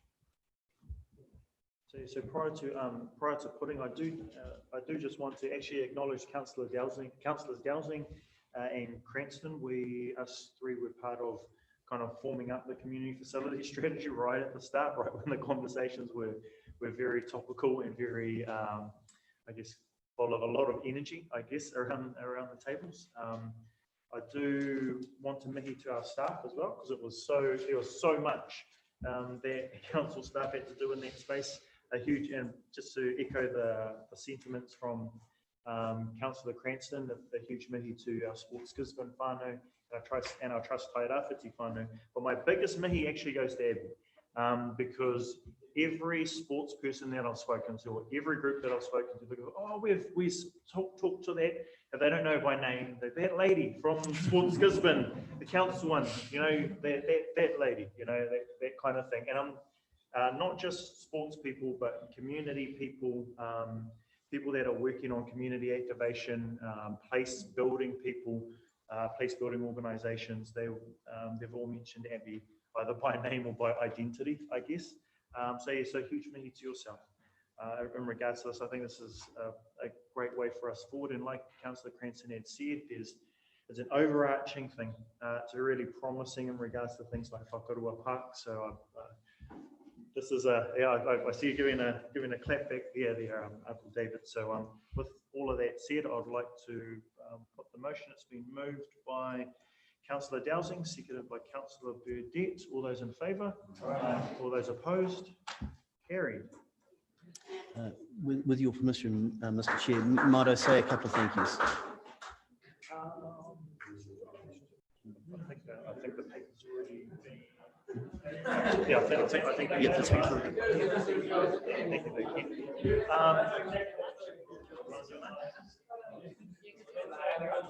Okay. So if I could just have our attention back here, whānau. What we'll do is we'll break for lunch. For how long do we think we need? 1 o'clock. Okay. All right. We'll break for lunch up until.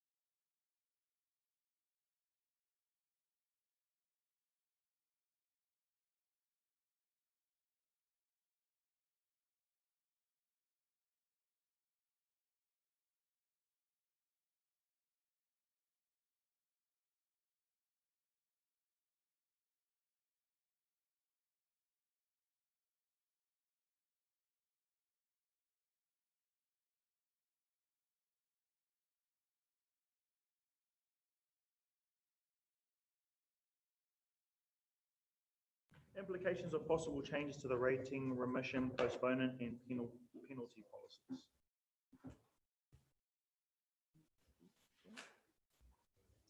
Thank you. Just Page 178.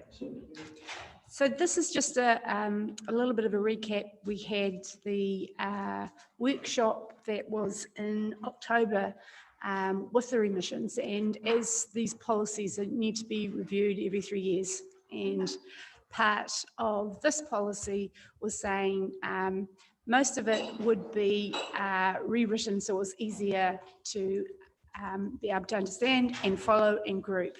But there were a couple other things that was asked for further information. The first part was with regards to the remissions and postponement policies for the Maori freehold land, and also options possibly to expand the remissions for the UAGC.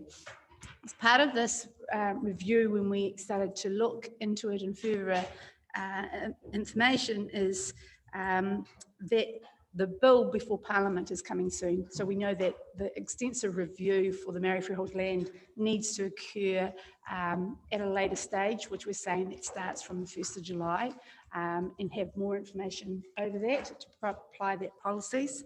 And the second part is when we were looking at the remissions for the UAGC, we found that there were a number of anomalies of how it had been applied as such, and we couldn't quantify by widening it up. And so as part of that, as you know, that when you did the revenue and financing policy, you went back to a principle-based approach.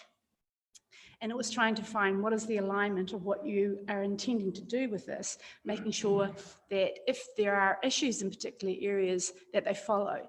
And we were finding that even in the workshop, there was a little bit of a difference of opinions of how that could possibly be applied. And some of the things that we were saying with the UAGC, that maybe that shouldn't be applied for forestry land or other extensions. So when we reviewed it as such, we couldn't actually give you a quantified amount of what would be the implications of widening it up without any sort of criteria associated with it. So that was the first part. The second part of it was how it was applied, and where we were seeing in some of it, it wasn't consistent. And so we believe that it still will occur, and we'll still do a significant amount of it, but fast tracking for an issue without actually applying it for the overall principles that it is trying to be applied for, and then finding out what is the quantum of remissions that you may be exposed to without actually having that data, could be more not as beneficial as what we need to go through. So just to go back with remissions, you have your rates, and people can apply for remissions if, and most of the two principles, if you like, for remissions mostly is, was there an unintended consequence associated with the rates that you set? Or was there something that you wanted to promote?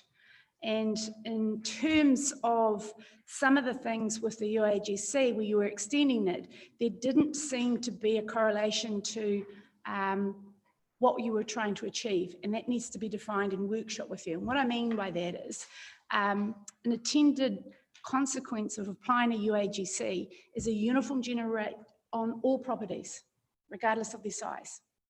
So that's the intention that you're doing that.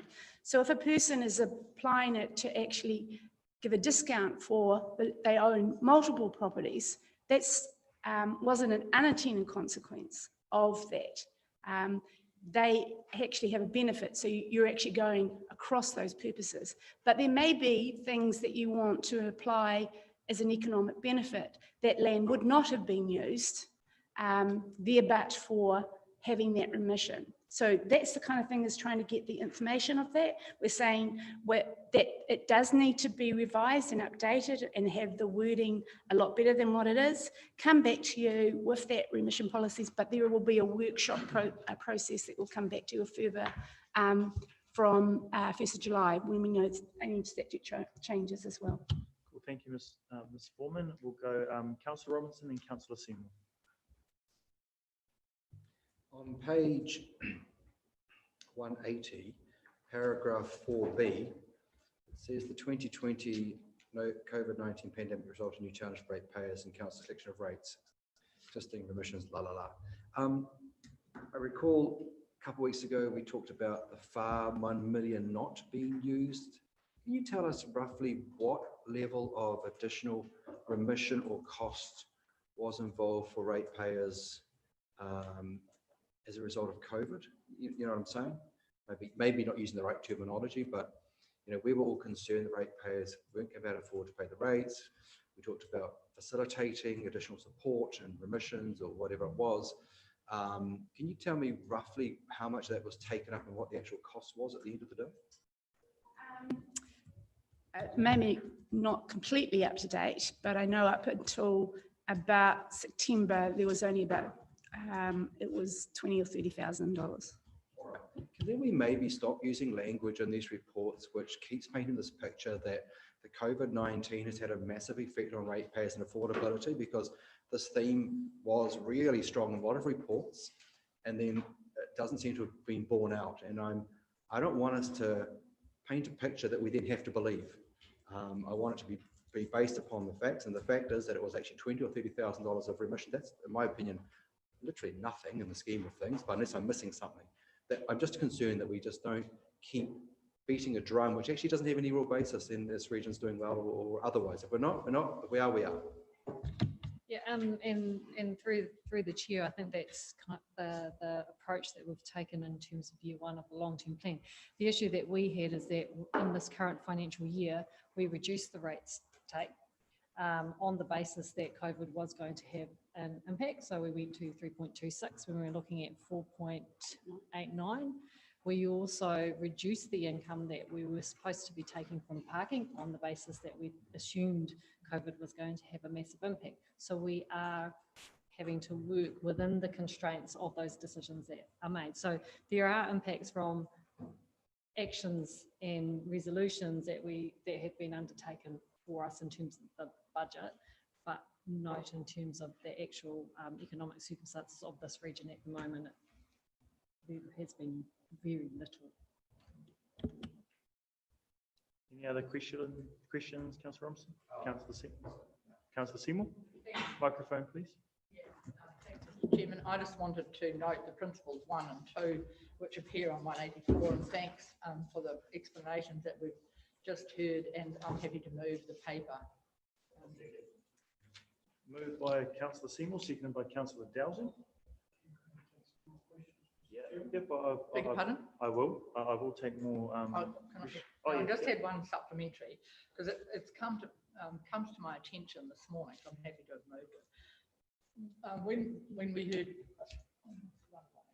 Mr. White talk about the fact that in fact the ratepayers are paying for pretty much all of the, well, it's a very substantial amount of the maintenance. And I was just looking in the UAGC on page 190,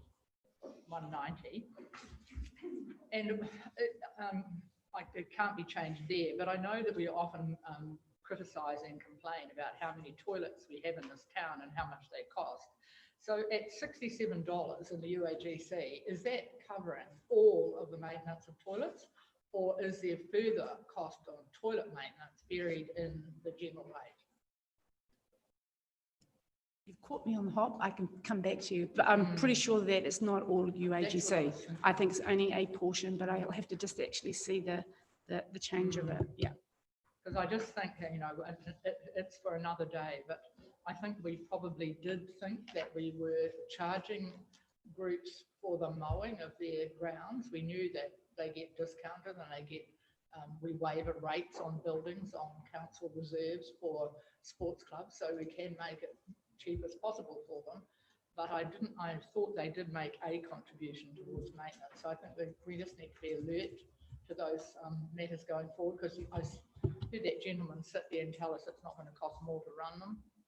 Pardon me, I can't think we can believe that. So we just need to keep our eye on what our costs are, because at the end of the day, the ratepayers are paying for them. But I'm happy to move this because it's a process and time. Thank you, Councillor Seymour. Councillor Burdett, you had a question? Microphones, please. This is an information pack. I've said before and I'll say it again, we've got this wrong when you're dealing with Maryland. One of the things that stand out here too, shall I say, are contiguous properties and the supposed properties that don't have a 10-year lease. How can you possibly argue that that promotes economic development? How can you say that does? I said last time this was ultra virus. I've researched not only this, I've read it twice. I've talked to the Maori trustee, quite a number of people who are involved in the corporations, trying to get to understand how council's rating policy in terms of whenua land, whenua Maori land, and where the reality is out there in the real world. And it's not. So my question is, when do we get down to really looking at the core issues in relation to Maori land? Because this Whenua Maori Act is going to have a huge impact. Yeah, I read, but I don't think council fully understands that. At present, what I read here is protecting the policy. Yes, it's saying that you need to have, the whole point of it is actually to update it, but actually make sure that you follow the same process.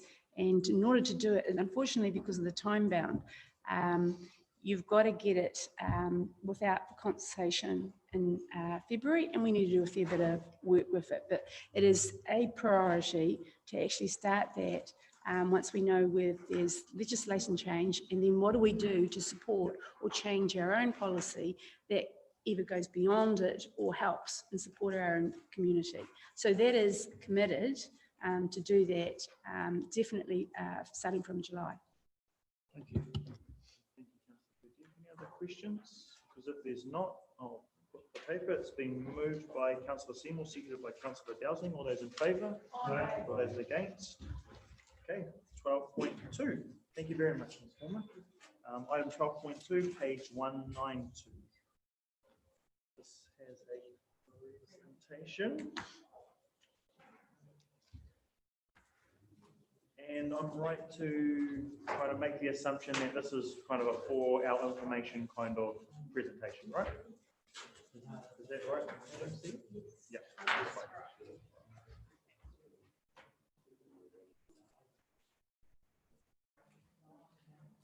Kia ora, Doctor. Kia ora everybody, good afternoon, and good to see you all here after a long day, so still, and it's going to be even longer. What I want to talk about today has been a project that's been actually going on for quite some time, and make sure we have everything working first of all. We do, okay. In late 2019, we decided that it would be a very good idea to get as detailed as possible view of what's happening with climate change and the impacts of that for the region. And it had been something I'd been trying to work on funding for since about June of last year. And by using Envirolink funding, which is MBIE money, and by working with Hawke's Bay Regional Council, we could really maximise the benefit of scale so that we could actually get far more work done. And one of the issues we had prior to that was the information was so generalised that because it was essentially national data rather than regional data, that was really hard to extrapolate from that to something that was meaningful in a local sense. So it's taken about a year for the report to go through being written, multiple stages of peer review by both ourselves and Hawke's Bay Regional Council. And we finally got there, I think, in almost the last day of October this year.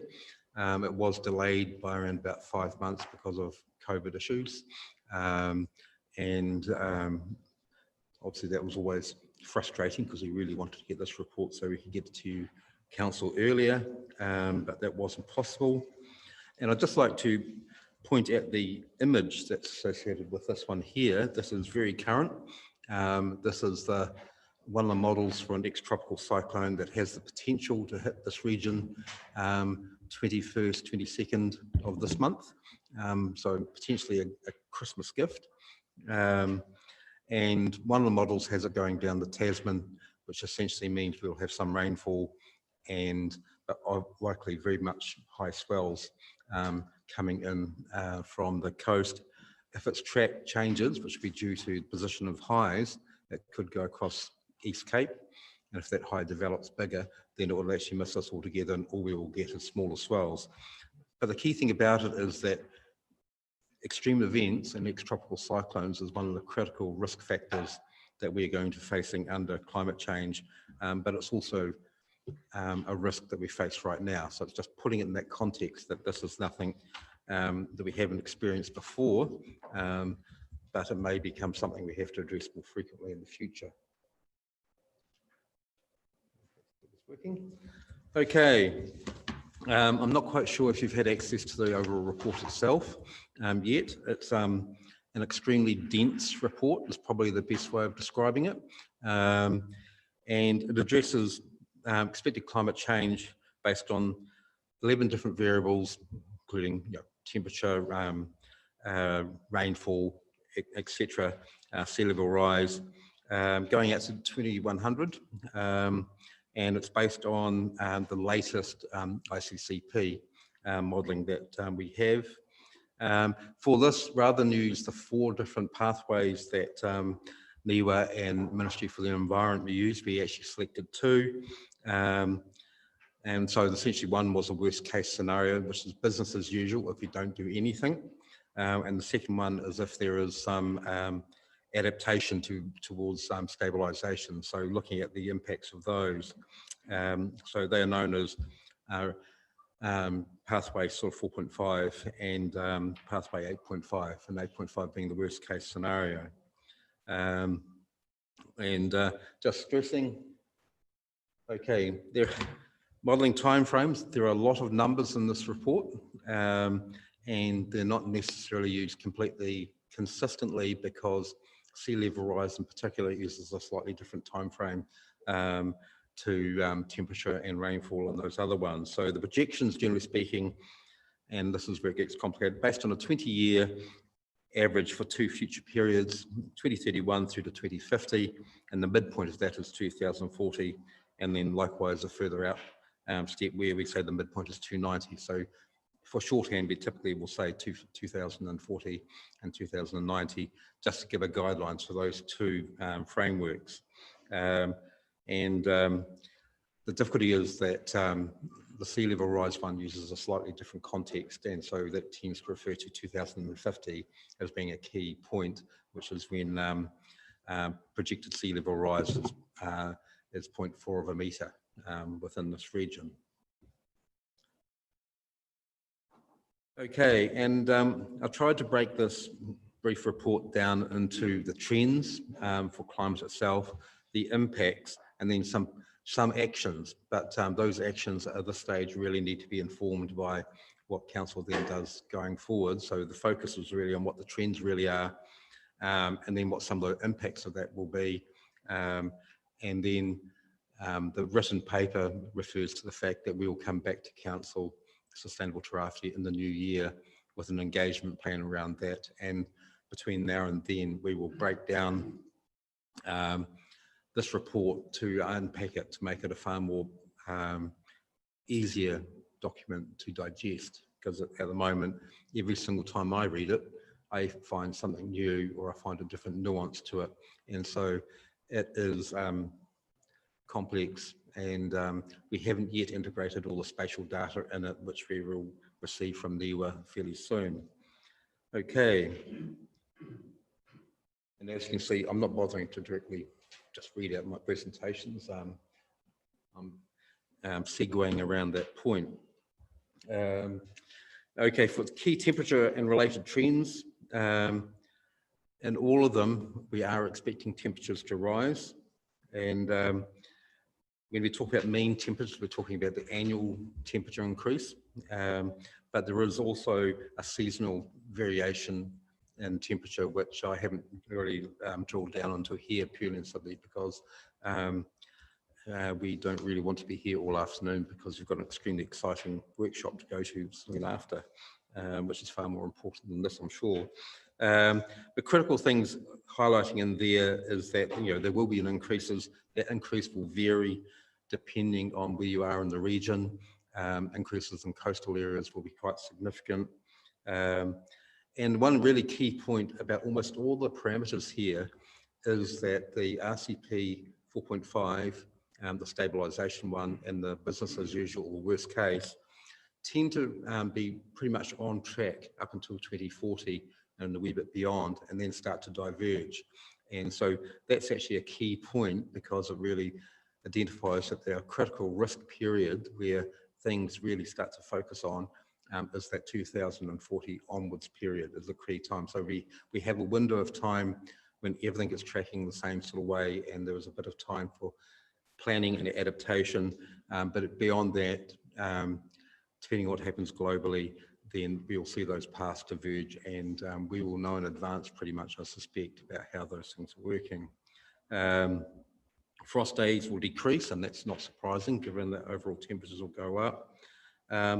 One of the key things is that we will have a greater number of heat days, heat wave days, which is essentially when you get 3 days continuous like yesterday. And we'll also have significant increase in drought across the region with what they call potential evapotranspiration deficit, the amount of loss of evapotranspiration increasing. So effectively when it says increasing by 100 to 150 millimetres, that's actually a loss to the system, is a critical point. And obviously that gets quite a lot worse by 2090 under RCP 8.5, and that should actually only be 250 right there at the end, not 2,500, just to, so I don't want to scare you too much.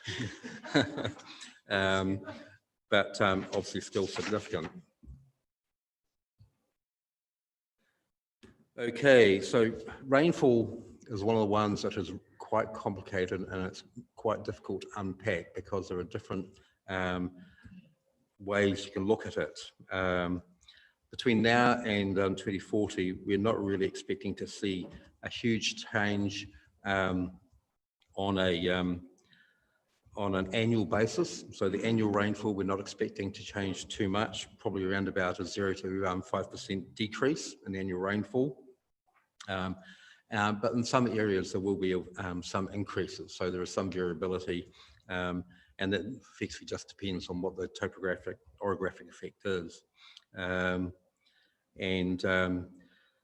Again, I don't really want to go into too much detail here because you can sort of read it yourself. But the difficulty is that if you're comparing the annual rainfall and then you're looking at what the maximum daily rainfall is, you will have what looks like a sort of a contradiction there because the maximum daily rainfall will actually increase. And so what that's really telling you is that overall, the region's going to be drier, but there will be this increased incidence where events will come through and that maximum rainfall on a daily basis will be higher. And so, and that segues into what really is the effect of the extreme events where they may or may not, because it's so unpredictable, be more on average per year, but the amount of rainfall, the rainfall depth associated with those will probably increase, and that being the key point.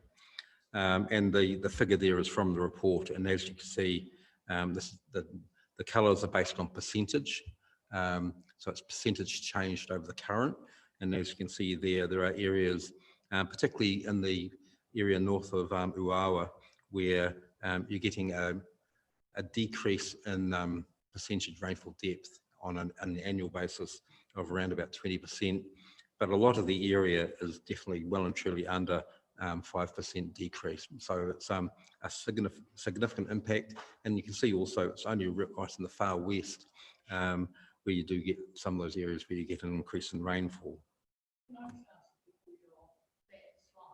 Why would that be that impact north of the Waiwa when in actual fact storm events that come around the coast would generally drop their rain that area that's been between 15 and 20% variation. Is there a reason why that's been picked up as an aberration? That's one of the things that we need to unpack and sort of drill down into. They run a series of models which are based on quite coarse grids, and we haven't yet had the chance since we got the report to really drill down into those and find out what's causing those different perturbations.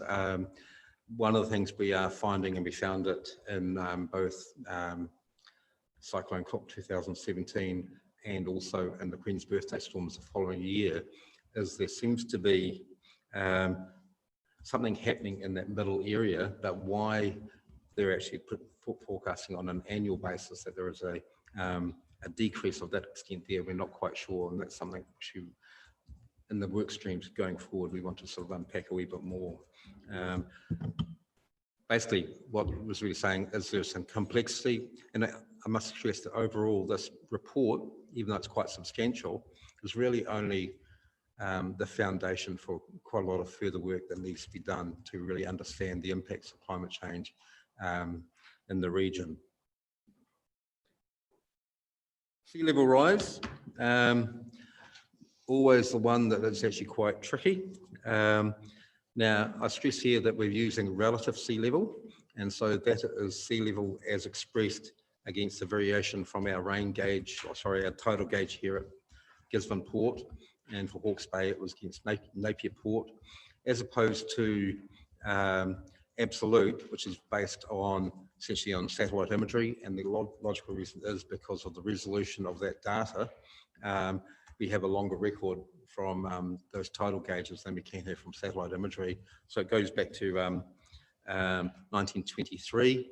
There have been some adjustments in how we've calibrated, adjusted mean sea level over that period of time.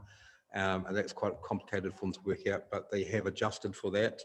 And so what that basically has suggested is that since 1923,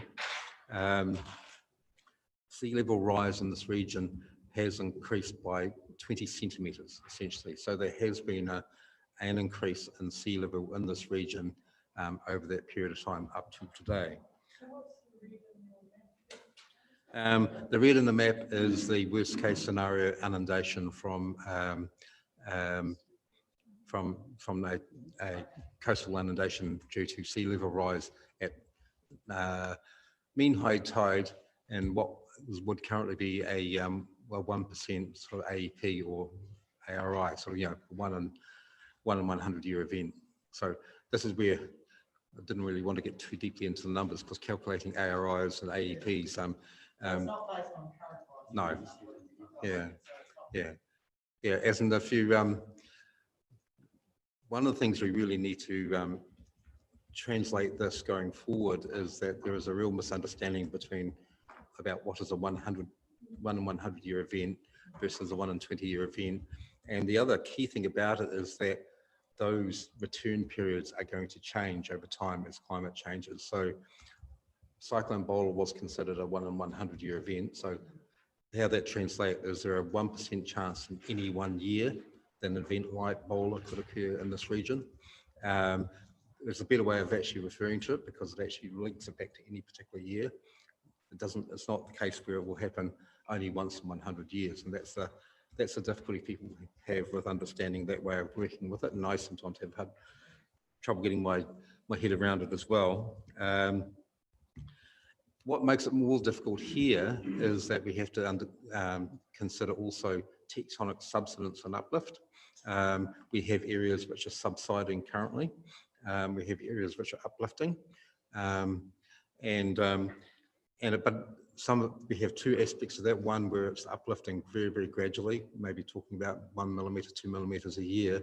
And then if you have a significant earthquake with a significant return period, then you may have 1 metre of uplift instantaneously.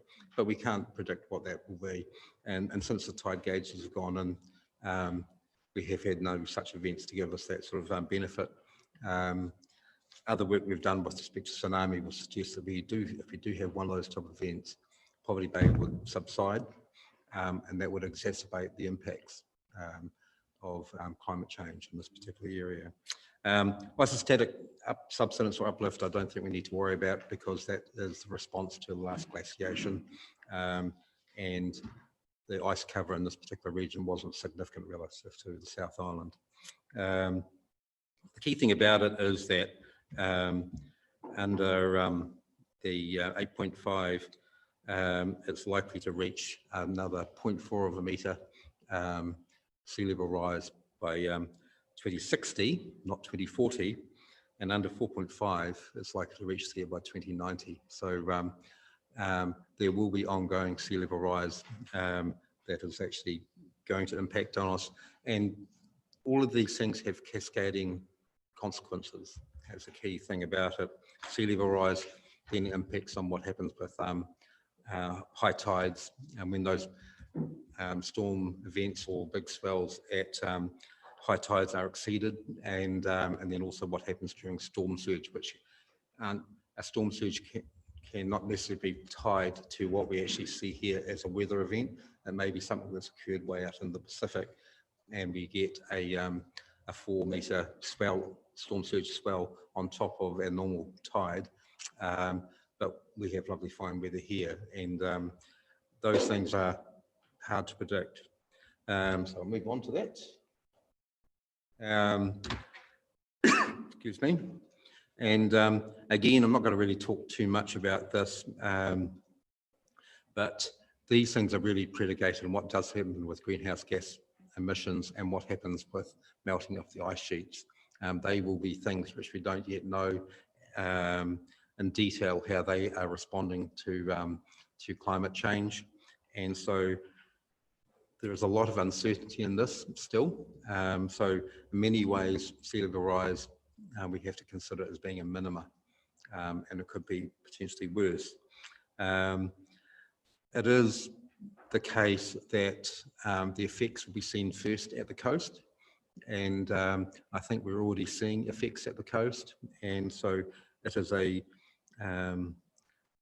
key point where we need to watch, and that's probably a priority for further, more detailed work. In Gisborne City itself, the impact of those changes has been masked by the sediment influx in the Waipawa River, where that exceeds the erosion that's occurring at the coast if you go further north. So we know about the erosion, the coastal retreats that's occurring at Kaiti Beach, for example, and we also know that that type of erosion is occurring further north at places like Tairawhiti Point, for example, is a key point in place. So there's more work to be done as a key point here, but we need to understand it more. Oops, go back one.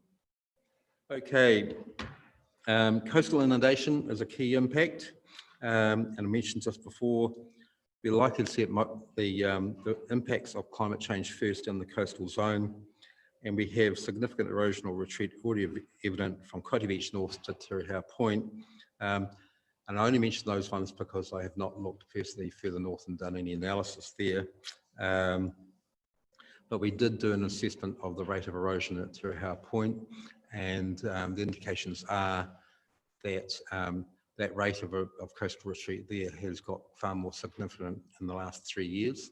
And it's been going out, I wouldn't say exponential, it's not quite that, and I'm cautious about using data from 2018 through to now because that's only a 3-year window, and I'd prefer to have it 5 years or more just so we can be a wee bit more confident about it from a statistical point of view. But it does look like the rate of coastal erosion is increasing in those zones where we are exposed to it, and so that's an area where more work will be required. But a key thing about it is that if we get a 1 metre rise in relative sea level, you've got coastal pastures, 1,600 hectares at risk of inundation, 368 hectares of horticulture and perennial crops, and then also the impacts on our stock banks and on floodgates, and also critically sort of dwellings and buildings, generally speaking, within the coastal zone. But again, putting it in context, we have a significant amount of time before a 1 metre sea level rise is anticipated. 2,105 under RCP 8.5, and 2,180 under 4.5. So that's quite a long way out. So it gives us opportunity to have that level of engagement and understanding within the community about what needs to happen in that space. It's not something that we need to worry about action tomorrow.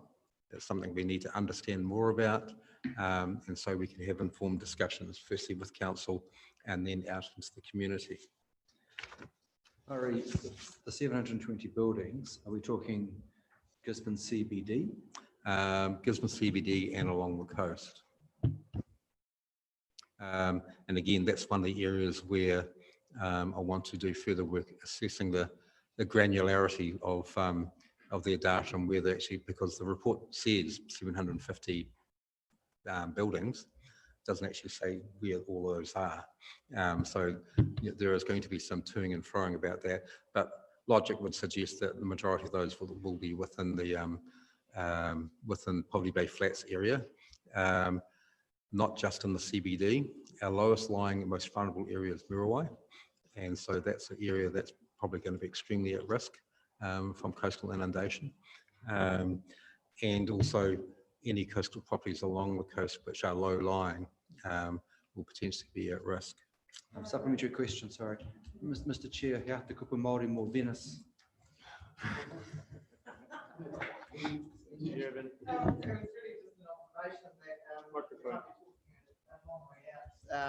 In these projections, but when you layer things so that you've got storm surge, possible ocean rise and flooding events, then suddenly that window gets a lot shorter. So I think we need to be a wee bit realistic about what that looks like, because you get a big flood or one of these weather bombs plus a king tide, even now we know that we've got issues. So yeah, you have to look at the difference between weather events and climate change to a certain extent. I was in Plympton 2 weeks ago where they had an event and coincided with high tide, which meant that obviously all these low-lying areas got flooded, and the mitigation that they don't have here, they have a stormwater system that's based on it's historic fundamentally, and they also have the situation as we had here where stormwater and wastewater sort of tend to sometimes flow into the same system rather than separate systems. So it overwhelmed with what was actually a 1 in 7 year event, just purely and simply because where the event was centred, and it coinciding with high tide in springtime, basically. And so, you can have those cascading effects, and it is extremely hard to unbundle an individual event from a long-term trend, and which is why this is really about setting the framework, and then we can build on that. And as was discussed this morning with Kent's paper, is that we're not the most affluent council out there, and we're not the most affluent region, so it's going to be a lot harder for us to actually do the work that we need to do to actually understand those risks. But we have to start somewhere, and I regarded this report as being that first step in a journey that's actually going to take us quite some time, and we'll focus our attention on the highest risks, and we'll do some work internally to work out prioritisation of what work needs to be done across the council. We're dealing with lifelines as well as strategic planning the other communities to ensure that this is done in a coherent way, but we can't just not work on it. It has to be done as fast as because possible. my argument would be that lack of wealth as a region doesn't preclude intelligent decision making. Yeah. So, Yeah. and along similar lines to a comment that was made earlier, just because we've had something happen doesn't mean it has to continue to happen. Councillor Brown? I guess because this is an information report, I was happy to move it with the caveat that we sort out our risk assessment space, because listening to you speak even now, overarching all of this climate change mitigation framework, etc., I'm kind of looking at the report noted it was low significant. Now I know we have a significance policy respectively, and then there's three notions of low significance and then some medium significances in this space. And so because when I look at the low significance for regional land transport, financial strategy and current strategy and policy, I'm trying to figure out how are we ensuring that our community understands the risk of climate change, be it that our government has just had this big discussion of the emergency or the overarching. So we've had residents, community come in, especially our young people, who are adamant that we should be saying this is a high emergency situation. So I'm just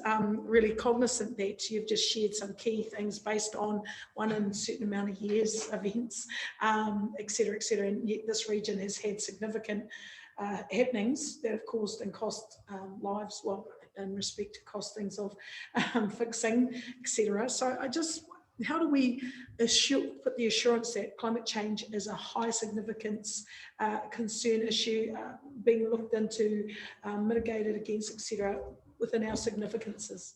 The key thing here is this is just an initial view for you people, and as mentioned in the paper itself, we're coming back to council again as early as possible next year with a lot of this material unpacked further, and so that it is at a level which is far easier to communicate through to the community, and particularly if what we would like to do is break it down into particular segments, so that, for example, infrastructure and the built environment has a discussion paper around it, and then I think a decision will be made about significance, which will be rather different from low, which is just because it's reporting in a state of play. Thanks for that, Mark.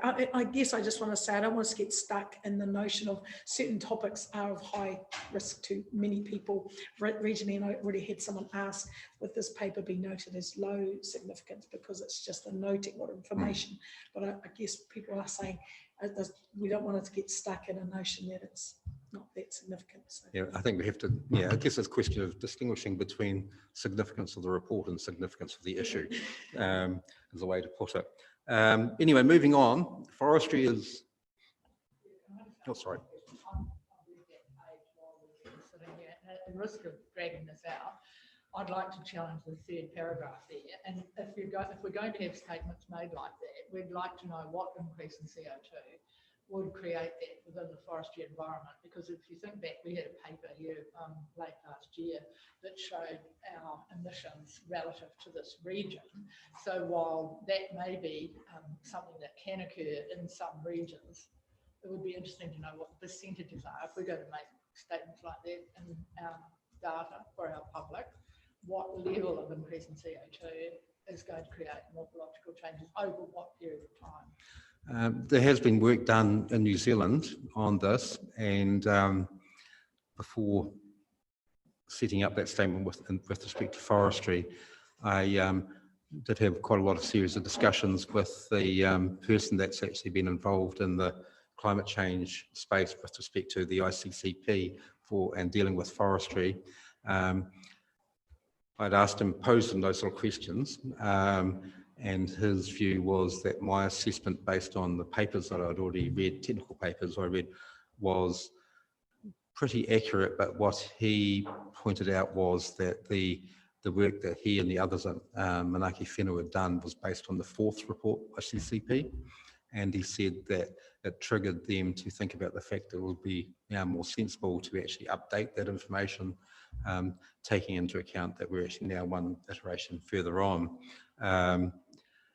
And again, it's a complex issue, and that's one of the areas I've flagged for further work. And the funding frameworks for doing that is such that it's not something we can do, but we can. Something that we spend a pile of money on it locally, I wouldn't think, because it's going to take years to change wood density within a tree, and then to change the economic viability of the forestry industry. We should let someone else do. Yeah, and that will be happening as in the discussions we're having is with Niwa and Manaki Whenua about how that gets built into their research going forward. But it's something that they flagged. We do have Niwa doing work on the actual CO2 transpiration coming across the Rakumara. So there is work here so that we can actually again regionalise that.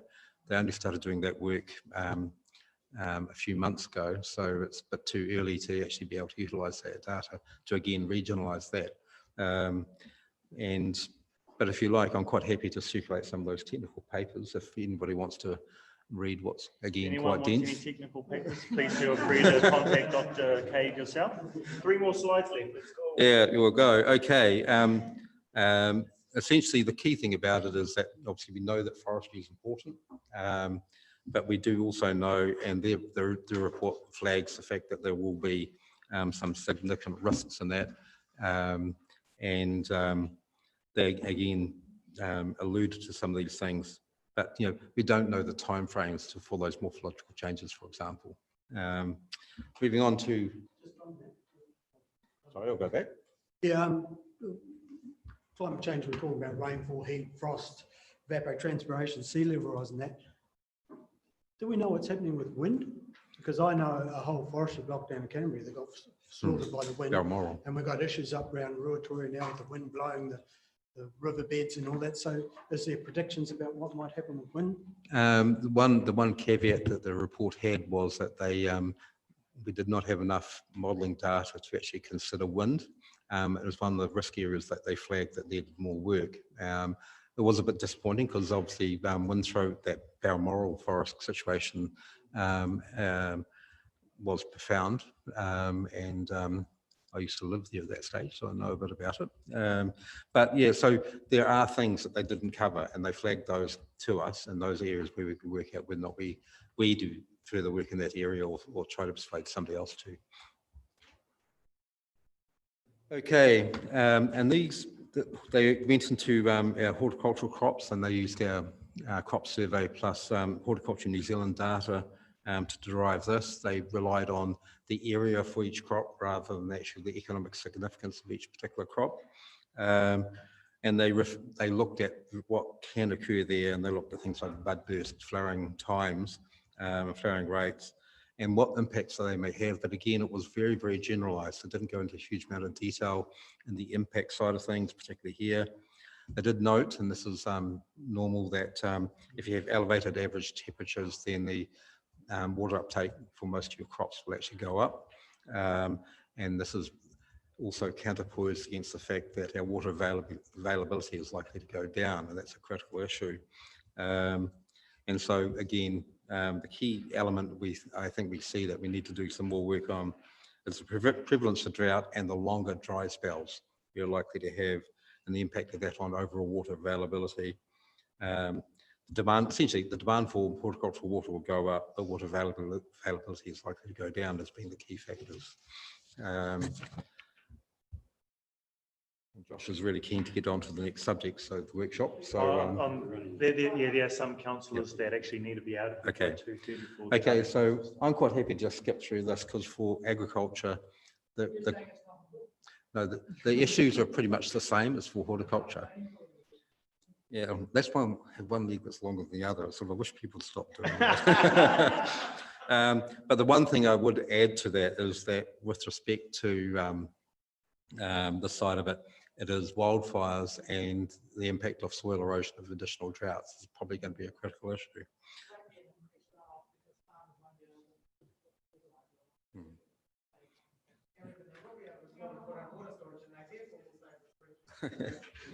Okay, right, I'm going to move on. Last slide so that everybody can move on to the other things.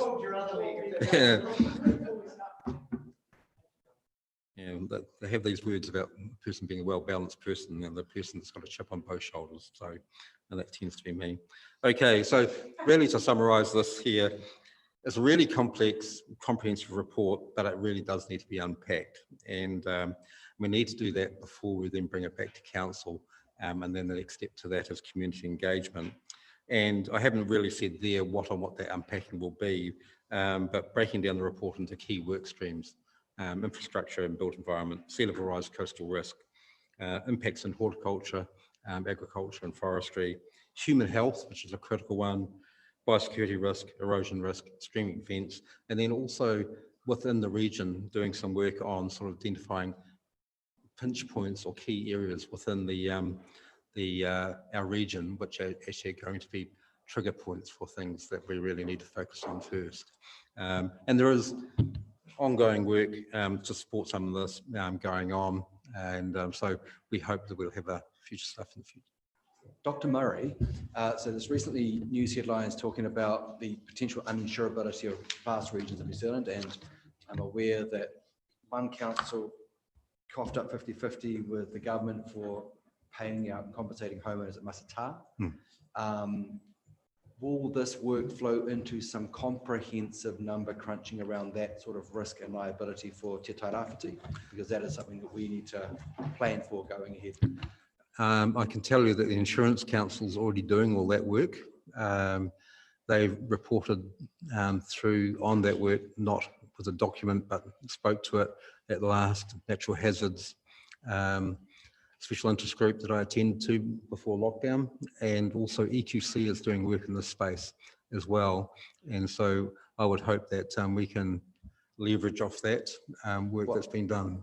To be frank, I'm happy more than leveraging off it, because, for example, if we give someone a building consent to build in an area which in 20 years' time is not going to be palatable, we're potentially liable, and that's the sort of, we need to be owning and driving that as much as hearing what EQC or hearing what the Insurance Council is saying. We actually also need to own that and very much be aware of that ourselves, in my view. Yeah. Just EQC have actually funded 2 studies that we're underway at the moment. One is a revised flood risk assessment for Poverty Bay Flats in Gisborne City, which is work is being contracted out and is underway at present. And the other one is landslide risk assessment for Gisborne City, which is happening right now, because obviously the influence of weather events on landslide risk within the city is quite critical. And so EQC have funded both those pieces of work, and they're ongoing. And we have the people doing the landslide study here on Monday and Tuesday next week, for example, just to go and do some validation work in some places, and to do work at some areas where we had some problems in Richardson Ave and other areas, Titirangi Hill, just so we can have a better understanding of that. And that will help then inform those sort of studies. At the moment, our plan has the city divided up into areas of flood risk and landslide risk, and it's not granular. And the idea of that is we can actually sort of have a far better idea of risk relative to land blocks, as opposed to just everywhere that's got a house on the hill. Well, thank you, Murray. Are there any other questions? Because if not, it's been moved by Councillor Carter-Brown and seconded by Councillor Seymour. Thank you, Mr. Downer.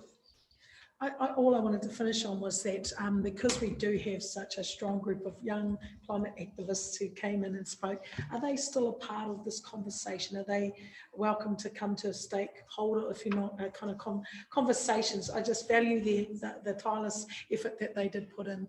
So I just wanted to know whether we are still maintaining that relationship. So yeah. Yes, we are. And the thing about it is, with those young people, the energy that they bring to the discussion is, I think, is really great, and that really helps us a lot. Thank you. Through the chair, as I understand, on the agenda for the Youth Council, that's a big focus piece. Awesome, thank you very much, Dr. Cave. Thank you very much, councillors. I've a mover from. It's been moved by Councillor Carter-Brown, seconded by Councillor Seymour. All those in favour? All those against? Carried. Thank you very much for a great day, council team. I do just want to remind us that after this we have a conversation around our TRMP, but